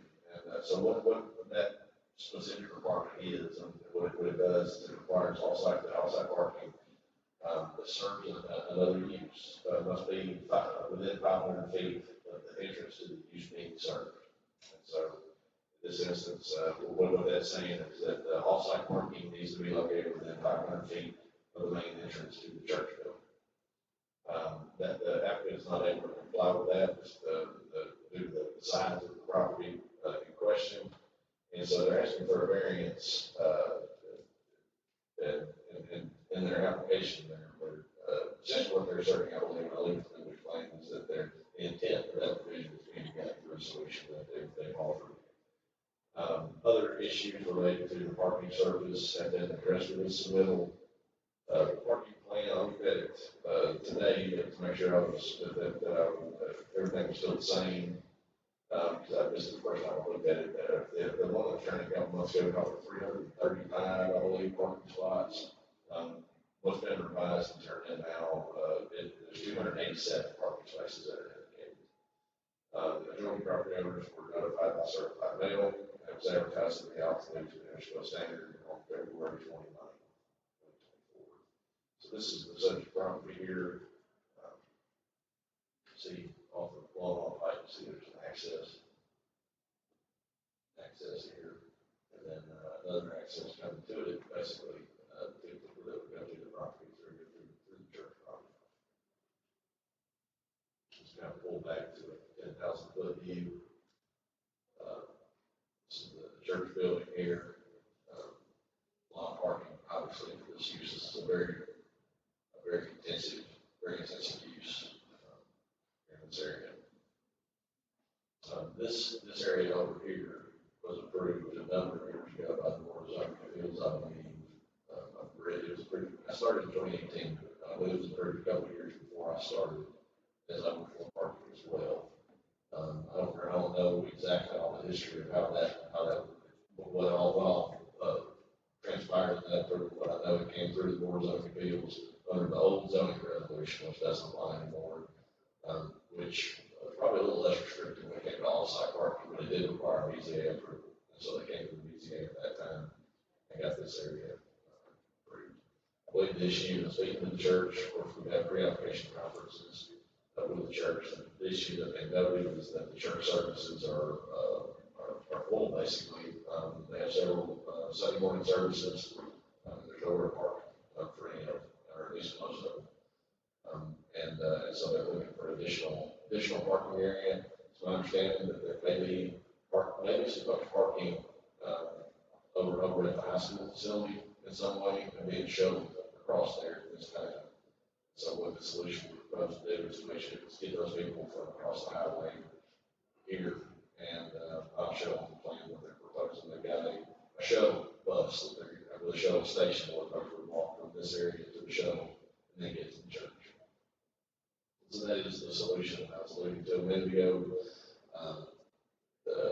The requirement is that parking spaces have to be within 500 feet of the front door. What they're saying is that they can't comply with that, but they have met the intent by putting a shuttle station within 500 feet of all the parking, thereby keeping the people from having to walk so far. There's the public notice that was in the newspaper. It's here. Again, that was advertised last month. This is the denied zone compliance form for their initial submittal back in December of last year. At that time, we found that it did not comply with the parking distance requirement I was just talking about, as well as the servicing requirements that we had. They have addressed the servicing, or I believe from the discussion last time they came before the BZA, and they addressed it. They were proposing this to remain gravel. And they're proposing a bituminous surface, so a tar and chip surface with striping is what's shown on the plan. cited in that denial zoning application. Sorry for the typo, so we maybe don't see the typos until you look at it, but, the previously noted dust-free parking issues have been addressed with the recent bill. Again, but this one still remains, 500 feet that requirement. So when we look at the front on the front door, it is at least an entrance to the church, one of the primary entrances here. We go where the edge of the parking area is proposed, it's over 1,000 feet, right? So there's absolutely no way that they can comply with that utilizing this property. And there really doesn't appear to be anywhere else that they can go. Hence the request that's coming forward. Unless they build I suppose, a parking garage, that would be the only other solution that I can think of. This is the variance request that was turned in. What they're stating is they're requesting variance to the requirement that I noted, we're requiring everything, the parking to be within 500 feet of the entrance. And what they're stating in the reason for the variance, the church currently utilizes a shuttle service for the adjacent overflow parking located on parcel 123-04402. We request that the 500-foot requirement be based on the shuttle service location that serves the church during high volume services. The proposed overflow parking is within 500 feet of the shuttle service. And so they have indicated that all parking is within 500 feet of that shuttle service. So this is the parking plan that they've turned in. This is a little bit better view of it. It's a whole lot going on there. But shuttle service pickup location, I'm sorry, it's so hard to read. If we need to, I can get the PDF over to this one. There's a shuttle service right here. So that's what they're proposing. We have these lines indicating 500 feet distance, which gets you all the way up to the road. In both directions there. Did notice a typo that's left over from the last application. We haven't fixed this. There's still an indication of gravel right here. I think that's just a typographic error because they have a surface treatment schedule right here on how the thickness has to be put down and the time schedule and all that. So this is a typo there. And this is another sheet of the parking plan here, what the site plan. What this does, very hard to make out, but what it does is it indicates I gotta find it, it's on here, I saw it. The boundary of the floodplain, because that was a question that came up during the last meeting. Where is the floodplain? It goes around this part of the property is what it does. And so there was and I'll show it, I think I have in the presentation, FEMA has amended the flood map. We received official notification that this area has been formally removed from the floodplain from FEMA. So it's no longer in the floodway and it's been elevated above the 100-year floodplain. FEMA allowed them to do that pursuant to, I can get way down in the weeds on this, but there was a COLAR, a conditional letter of map revision that was approved a number of years ago by FEMA. Kind of sat there for a good number of years. They implemented what was in the conditional letter of map revision and brought the site up to grade as was approved by FEMA. And upon doing that, they applied for a final letter of map revision, which was approved. And county engineer, who's the floodplain administrator, received a letter from FEMA letting us know that this had been done, and they had formally amended the map. And so it shows this is from the letter that they sent us. You see the revised area is this here on the map panel. This area right here, as you see, has been elevated out of the floodplain. So the white means it's not in the floodplain at all. I believe that there are portions of this over here that that are in the floodplain, but the parking area they're proposing appear to all be on the map that they provided here out of the floodplain. The 500-year floodplain.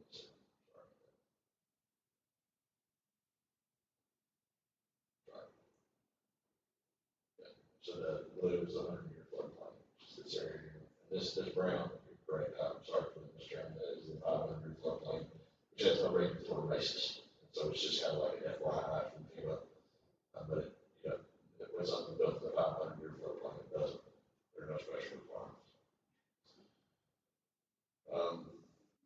there's a preliminary drainage report that was turned in as well. I'll probably defer to Mr. Schneider, the engineer, who shaped this one. They looked at the drainage of it, and they've discussed the existing drainage conditions and the proposed drainage conditions as part of this. They're not proposing any detention on this.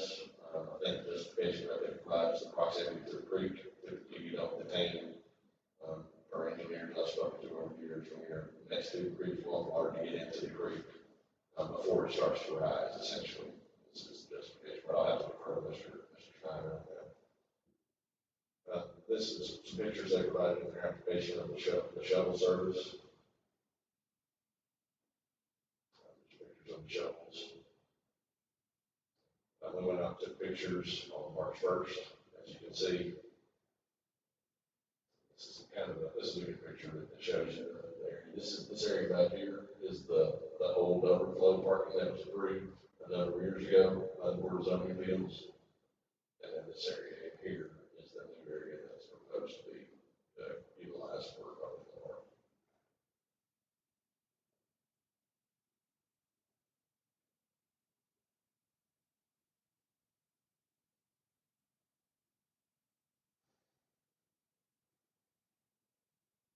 So grounds for variance, as we've talked about several times this evening, what state law says is the BZA has the power to grant variance from strict application of the county zoning requirements, where by reason of exceptional ground the shallowness or shape of a specific piece of property, or by reason of exceptional topographic conditions. And probably the phrase here is whether there are other extraordinary and exceptional. Is there an extraordinary or exceptional situation or condition related to this piece of property that in strictly applying the regulation, which is the 500-foot parking requirement, would impose an undue hardship. And so if you conclude that is in fact the case, then a variance can be approved per state law. Provided that, again, as we talked about, without substantial detriment to the public good and without substantially impairing the intent and purpose of the zoning plan and the zoning ordinance. So interpretations, our standards for variances, first, the board said the board shall not grant variances that makes findings based on the evidence presented to it as follows. One, as we discussed, the particular surrounding shape, topographic conditions of the property involved would result in a particular hardship upon the owner as distinguished from an inconvenience. So they have based their request on the conditions of the overall property, the size of the parking area. It's a little bit of a different variance request than what we normally see, like building placement and that kind of thing. Two, the conditions upon which the petition for variance is based would not be applicable generally to other property within the same district. This is not something that applies across the rural residential zoning district. It's the only church of its size that I know of in the county's jurisdiction, so it's a pretty unique situation. Variance will not authorize activities in its own district other than those permitted by this resolution. So we got quite a few questions about that, Mr. Chairman, as to whether the approval of this use would somehow confer upon the property owners of this parcel the right to do anything else. So there's been a lot of questions that staff has received as to whether approving this variance would somehow allow them to start to do a commercial use on this piece of property or build something or to erect some kind of structure. The answer to that is no. The approval of this would allow overflow parking, and that's all it would allow. Four, financial returns only shall not be considered as a basis for granting a variance. They've not noted any financial issues here. It's been put to us as a church portion issue basically, and a safety issue as far as getting people from other places across the highway to the church. Is how they presented it to the county. The difficulty or hardship is not being created by any person having an interest in the property. Actually, effective date of this resolution. The list is a little bit hard to shoot one in there, but the difficulty or hardship is related to insufficient parking on the church property. They run out of road. And is it related to the ownership of the property? The variance is the minimum variance that will make possible the reasonable use of the land. It would allow the property to be utilized in the manner proposed. I don't know that that one necessarily fits too well, and that, it's not an absolute necessity to have overflow parking. But that said, this is something that will allow, a lot more folks to be able to go to church. 7, the granting of grants will not be detrimental to the public welfare or injurious to other property or improvements in the area in which the property is located. We have not received any evidence showing that it would be detrimental to the public. We haven't received any flood studies or traffic studies or anything like that. We haven't noted anything. That's my understanding. This would be parking that would be utilized on Sundays primarily. There may be other days in the week where they have events where it might be used, but it's not an everyday, all day type activity.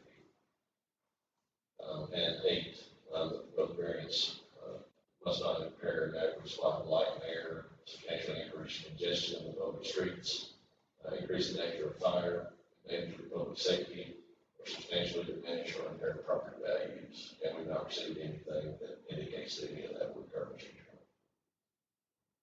So we do have a plot plan. We have a sample site plan that's been provided by the applicant representatives at the CSDG. And our interpretation is that this is not a use variance. It might be construed as a use variance, but we looked at it as the request was being put to us in terms of physical distances and measurements and that kind of thing, not an unallowed use necessarily. And so, Mr. Chairman, there's example questions on the screen. One, to approve this item with the condition A, that site plan approval from the planning commission is required, and B, a land disturbance permit must be obtained prior to construction. And certainly of the parking and any water quality that they might be doing on site. 2 would be the deny, and 3 would be the confirm.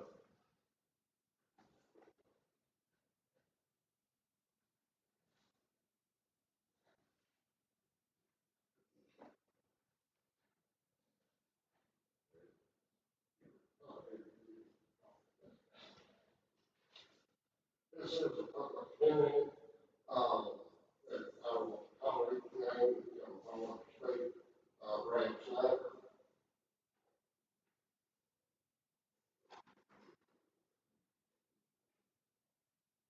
His name correctly, please.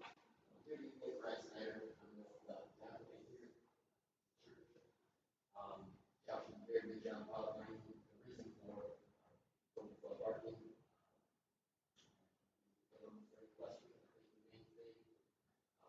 I think the main thing, I think the main thing is just the safety of it. If there's people parking across the street or on the street, things like this would be a more controlled environment.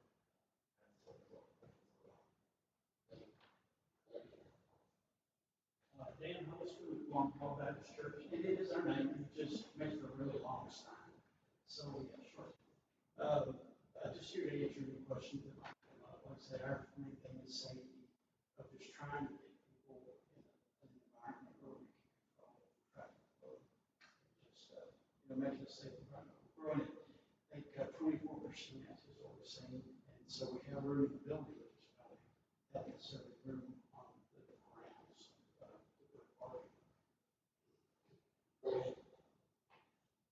Laura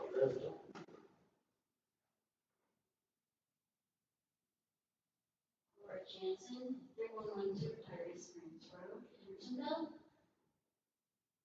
287 cars have to go in and out of that parking lot in some way.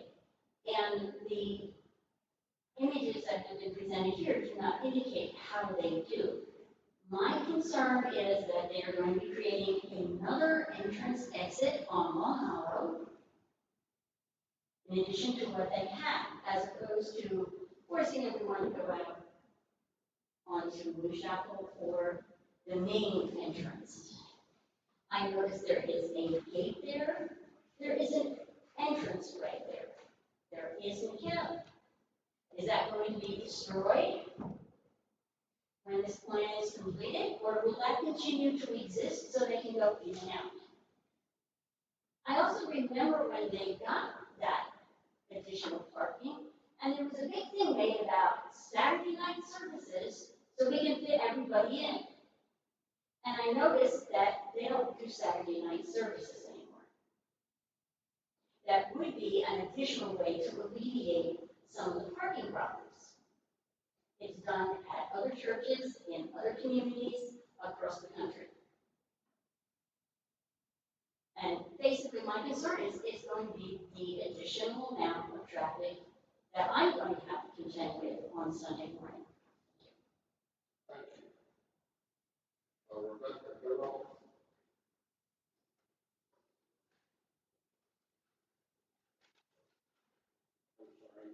That's okay, I'm commemorating. I'm Rebecca Goddard, I live at 2339A Oak Road in Hendersonville.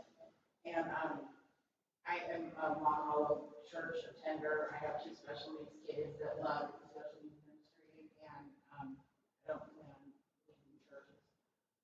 Switching churches, I switched states, and that was enough for me in my life.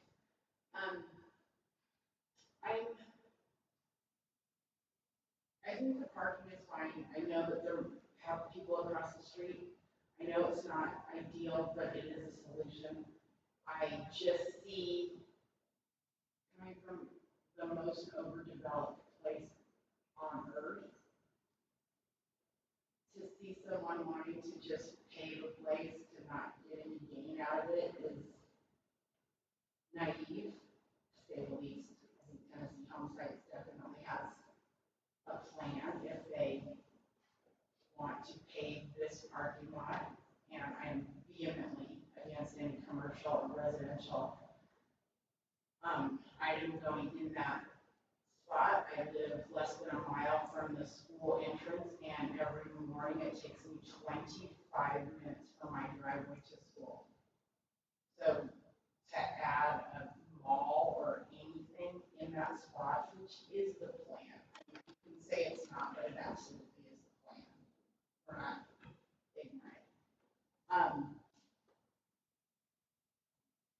Further puts Chapel Island under the threat of being annexed into Hendersonville or Gallatin, and both have proven that they don't know how to plan appropriately for growth, that they don't know how to plan for traffic, that they don't know how to plan for entrances and exits of anything, and I am against any changes to that property. I mean, I'm sorry that the property owner took a risk on it, but sometimes, like going to Vegas, sometimes you just lose. And this conveniently taken out of a floodplain, there's just too many variants that I don't trust. I mean, I lived in an area where 30,000 acres of a marine base were sold to a home developer, and what was once open space is now so you can't even see a tree anymore. And you don't want to do that here. Y'all are you're gonna miss your open spaces, and you don't even know it. And I know it's parking, and I know it's for safety, and what they plan on later, putting a mall there and having those kids across from school to go to a mini mall. That's not before. I know it's not, but I'm just saying, in the long term, since we don't ever plan on the long term, that's going to be a more safety concern than the shuttle buses going across the street. Thank you. Thank you. Yes, sir. Yes, sir. Another, sir. Too long.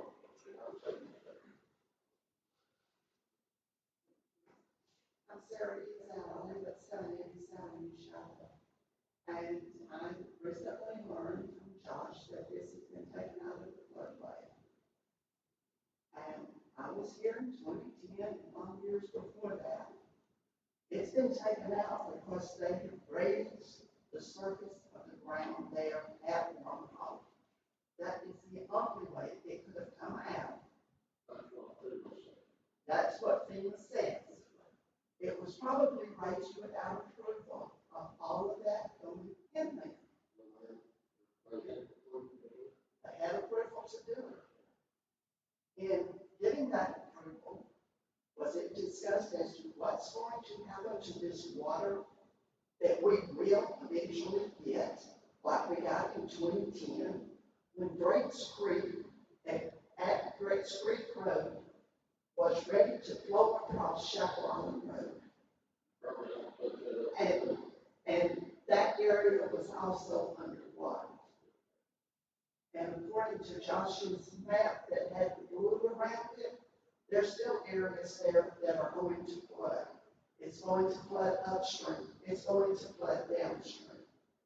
We need no more hard surfaces put down that will not let the water go into at least go into what minimum amount of ground that is there. Now, Long Hollow is locked in. They have a subdivision on one side, a creek on two sides, and Long Hollow Pike on the other. My suggestion for their answer for their parking is to try to purchase this land at a reasonable price, and they can have their parking there. But at this point, Chapel Island, a historical area, does not need additional cars, additional parking. We need to stay basically similar to what we have now. Thank you.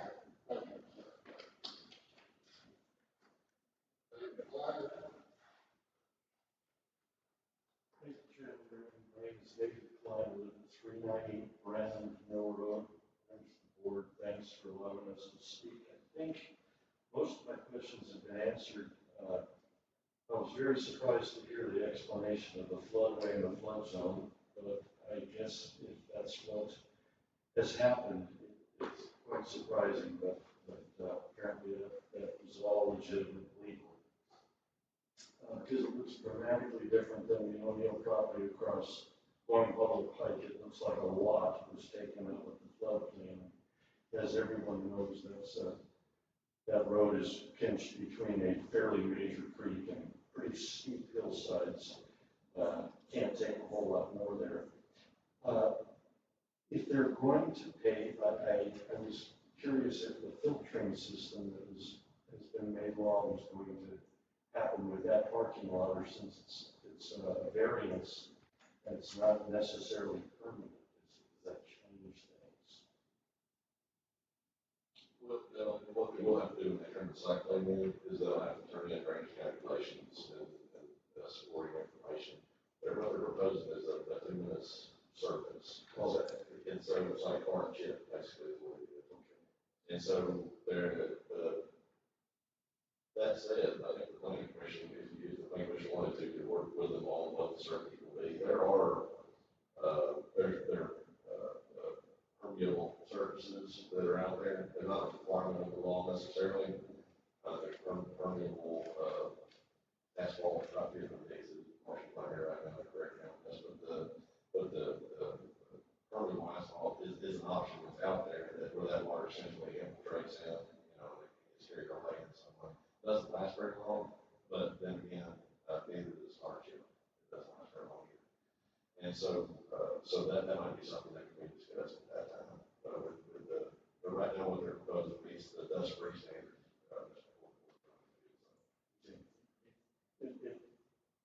Is a variance renewable every 2 years? No, it's not. So it's indefinite. Yes, sir. That said, I should backtrack this a little bit though. I believe that the variance that was done for this parking, to the south, the stream, I need to correct me if I'm wrong, that was for a renewable period because it came back. I think came back in, there was a question, and I think it was renewed. And so I don't know that the BCA could. At one time, I know the BCA would probably, whether they were required to or not, I know in practice they have certain items that come back to the BCA for renewal every couple of years. And this is one that, in my opinion at least, is one that would be a good candidate for that if the BCA wants to see something like that.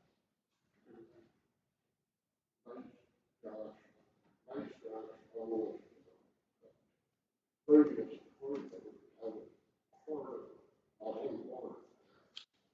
I think that's the reason we did it in case there were any issues unforeseen when traffic flooding or what have you.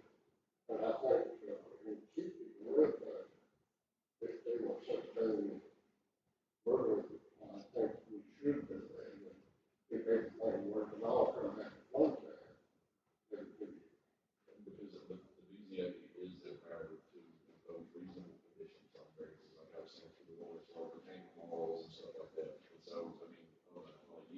is it's subject to change and maybe degradation that's gonna break down or whatever, then a renewable term might be something we could also consider. For my part, I'd recommend it because this is a property rental by the church of a property that's owned and seemed like to, especially at least for the first 2 years, not knowing what the potential is with flooding and all the things that can happen in that very critical area.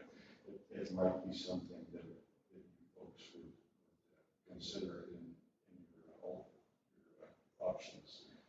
And then, is there, it just came to me while I was sitting there listening to all this, is there a limitation of the number of parking stalls per square foot of building? I know there's usually minimums, but I didn't know if there was an maximum. So there are some places that have parking maximums. That's Sumner County. Okay. We just don't deal with enough commercial parking really to have gotten into that. Gallatin, I think, I won't speak out of turn, I think they either considered or they may have recently adopted some parking maximums. It's something that's more, not to use a bad term, more progressive zoning than a lot of your systems. Yeah, I'm not suggesting it, just they have a massive amount of parking at that church. And it's wonderful. Good stuff. Thanks very much. There's no one else signed up to speak. Is there anyone else here to speak to this matter? Seeing no one, I'll close the public hearing and open for discussion or motion. 1410A, Josh, zoning variances. Have we got any kind of precedent for better zoning variance? That's really the only concern. That's really the only time that it could happen. Because it's, if the church owned this property, it would be on-site parking. And it would be allowable. But because they're seeking to use somebody else's property for their parking, which they don't own, it's on-site parking. And it becomes subject to these requirements. I'm just reading the word, and it asks, it being submitted by a property owner or his or her designated attorney in fact. And then I looked at attorney in fact, and We, in our package, we did have a signed lease, and that would traditionally, that would put these people in the ownership position or the replacement position.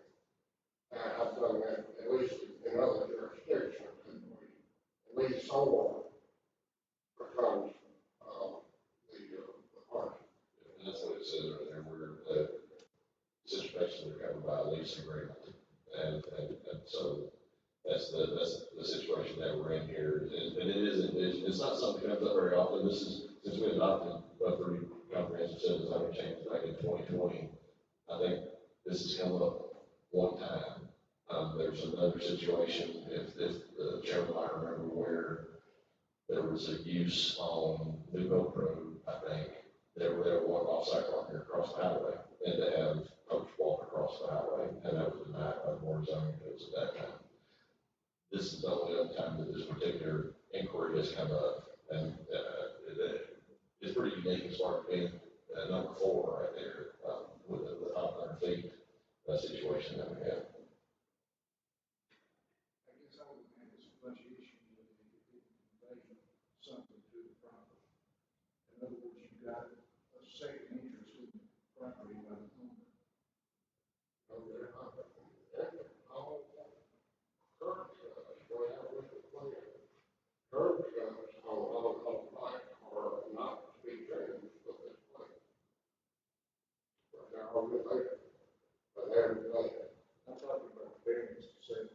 But the variance itself, I think that we are obligated to at least look at it. If you don't want to vote for it, you can vote for it too. But we are obligated to look at it. They have provided us with a viable option to our county requirement. That our option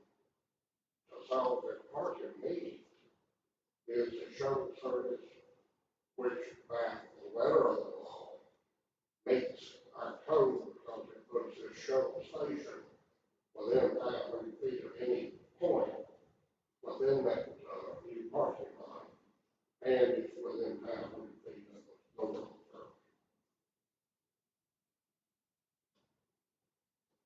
Especially when I was around that, I think how we would look at if they own this property, if this property is all under the ownership of the church. Because it adjoins existing parking and existing property that they own, we would look at it as on-site parking, is what I was driving at. And now if they wanted to have another parking lot across the highway or something like that they own, that's also on-site parking. But in this instance, it's on-site parking that's not owned by them, that's the adjoins their property. And I will point out that this does not convey any rights to anybody other than leasing that parking area. But if the variance, if we don't put a 2-year restriction on it, then the variance will convey to the property, not the owner. That's what you're saying. That's one reason we suggest you put the 2-year regulation on it. But Let's see what you're saying. I was trying to mention you were trying to get out. To me, this is kind of a situation where you're talking about the park. And the guy, I'm sorry. But the group of this, where you have the park, where you have a guy across from it, and they couldn't come to an agreement on what to do with it, seems like a problem. I think the speaker might be very good point in that. There's too much to be conveyed in this variance to the owner for me to support. That's all that is.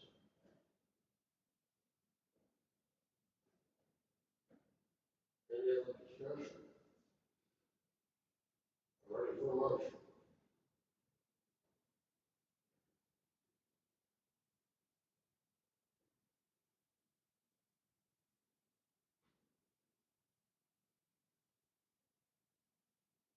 On the point of moving this along, there's only 3 of us here, I want to move to approve example motion 1A with an exception that it comes back before this board every 2 years.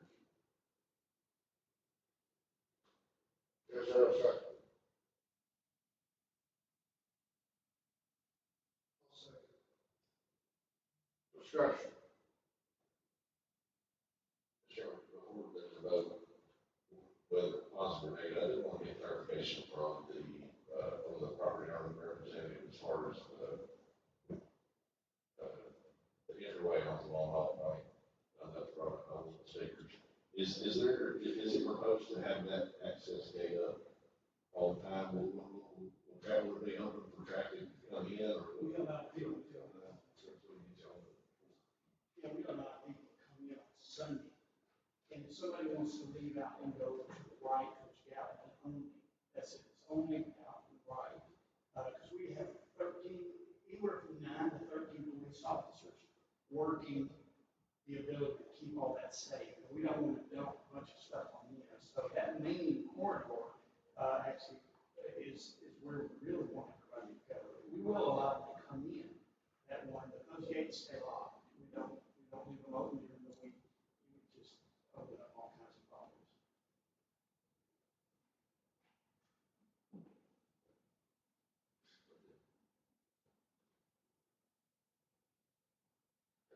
Any further discussion?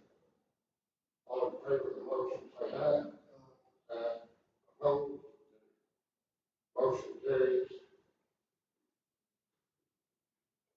Josh, one other thing, your items for discussion. Yes, sir. So, this is not a voting item, sorry, this is not a voting item, Mr. Chairman, this is, just a follow-up.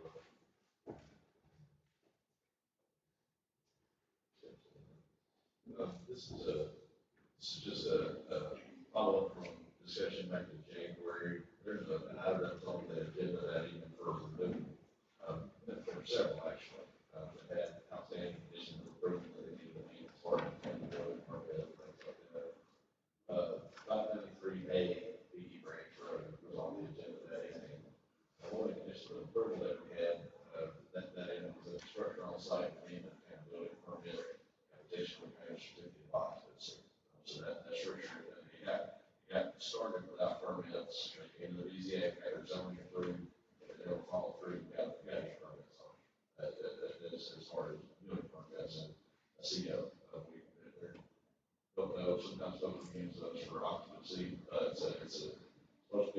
barn or an accessory structure. But this one may end up requiring our certificate of occupancy as well. And so we tried to reach out to the property owner on multiple occasions, but we've not been successful. We haven't been able to get in contact with them. We called, emailed, sent a letter, and have not got a response back at this time. And so with that, with our approach, what we'll do, we're going to have the property owner certify the letter, this week, and let him know that, he's in breach of his permit of the zoning things.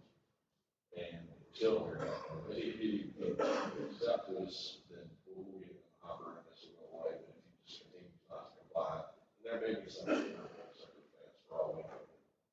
But if he doesn't comply or doesn't respond to us, then we'll initiate the process of bringing this item for the BZA to revoke the permit.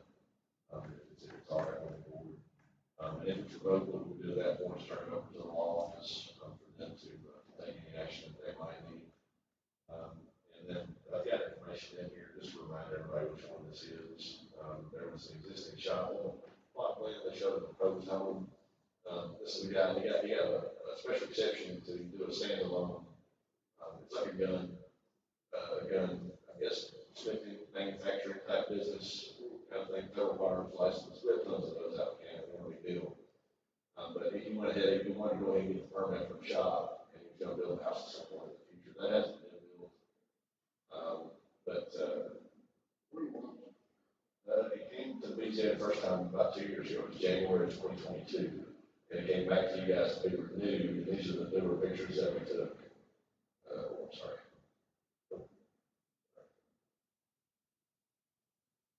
We went out and took pictures that day, and just looking at the structure, it looks like the lane's living there basically. And so we air conditioner and other things hooked up to it. And we tried reaching out to the address breaker, and we've been in contact with the gentleman before, we can't get him to reach out to the codes office and start the process of actually getting this building approved, get it permitted. It's just the situation.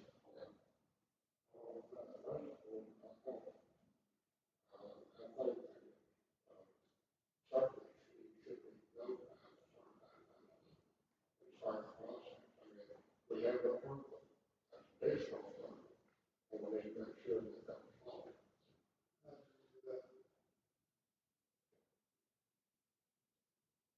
Yeah, okay, you understand? Okay, motion over, sir. Last motion. There's a motion, second, third, all in favor, say aye. We are adjourned.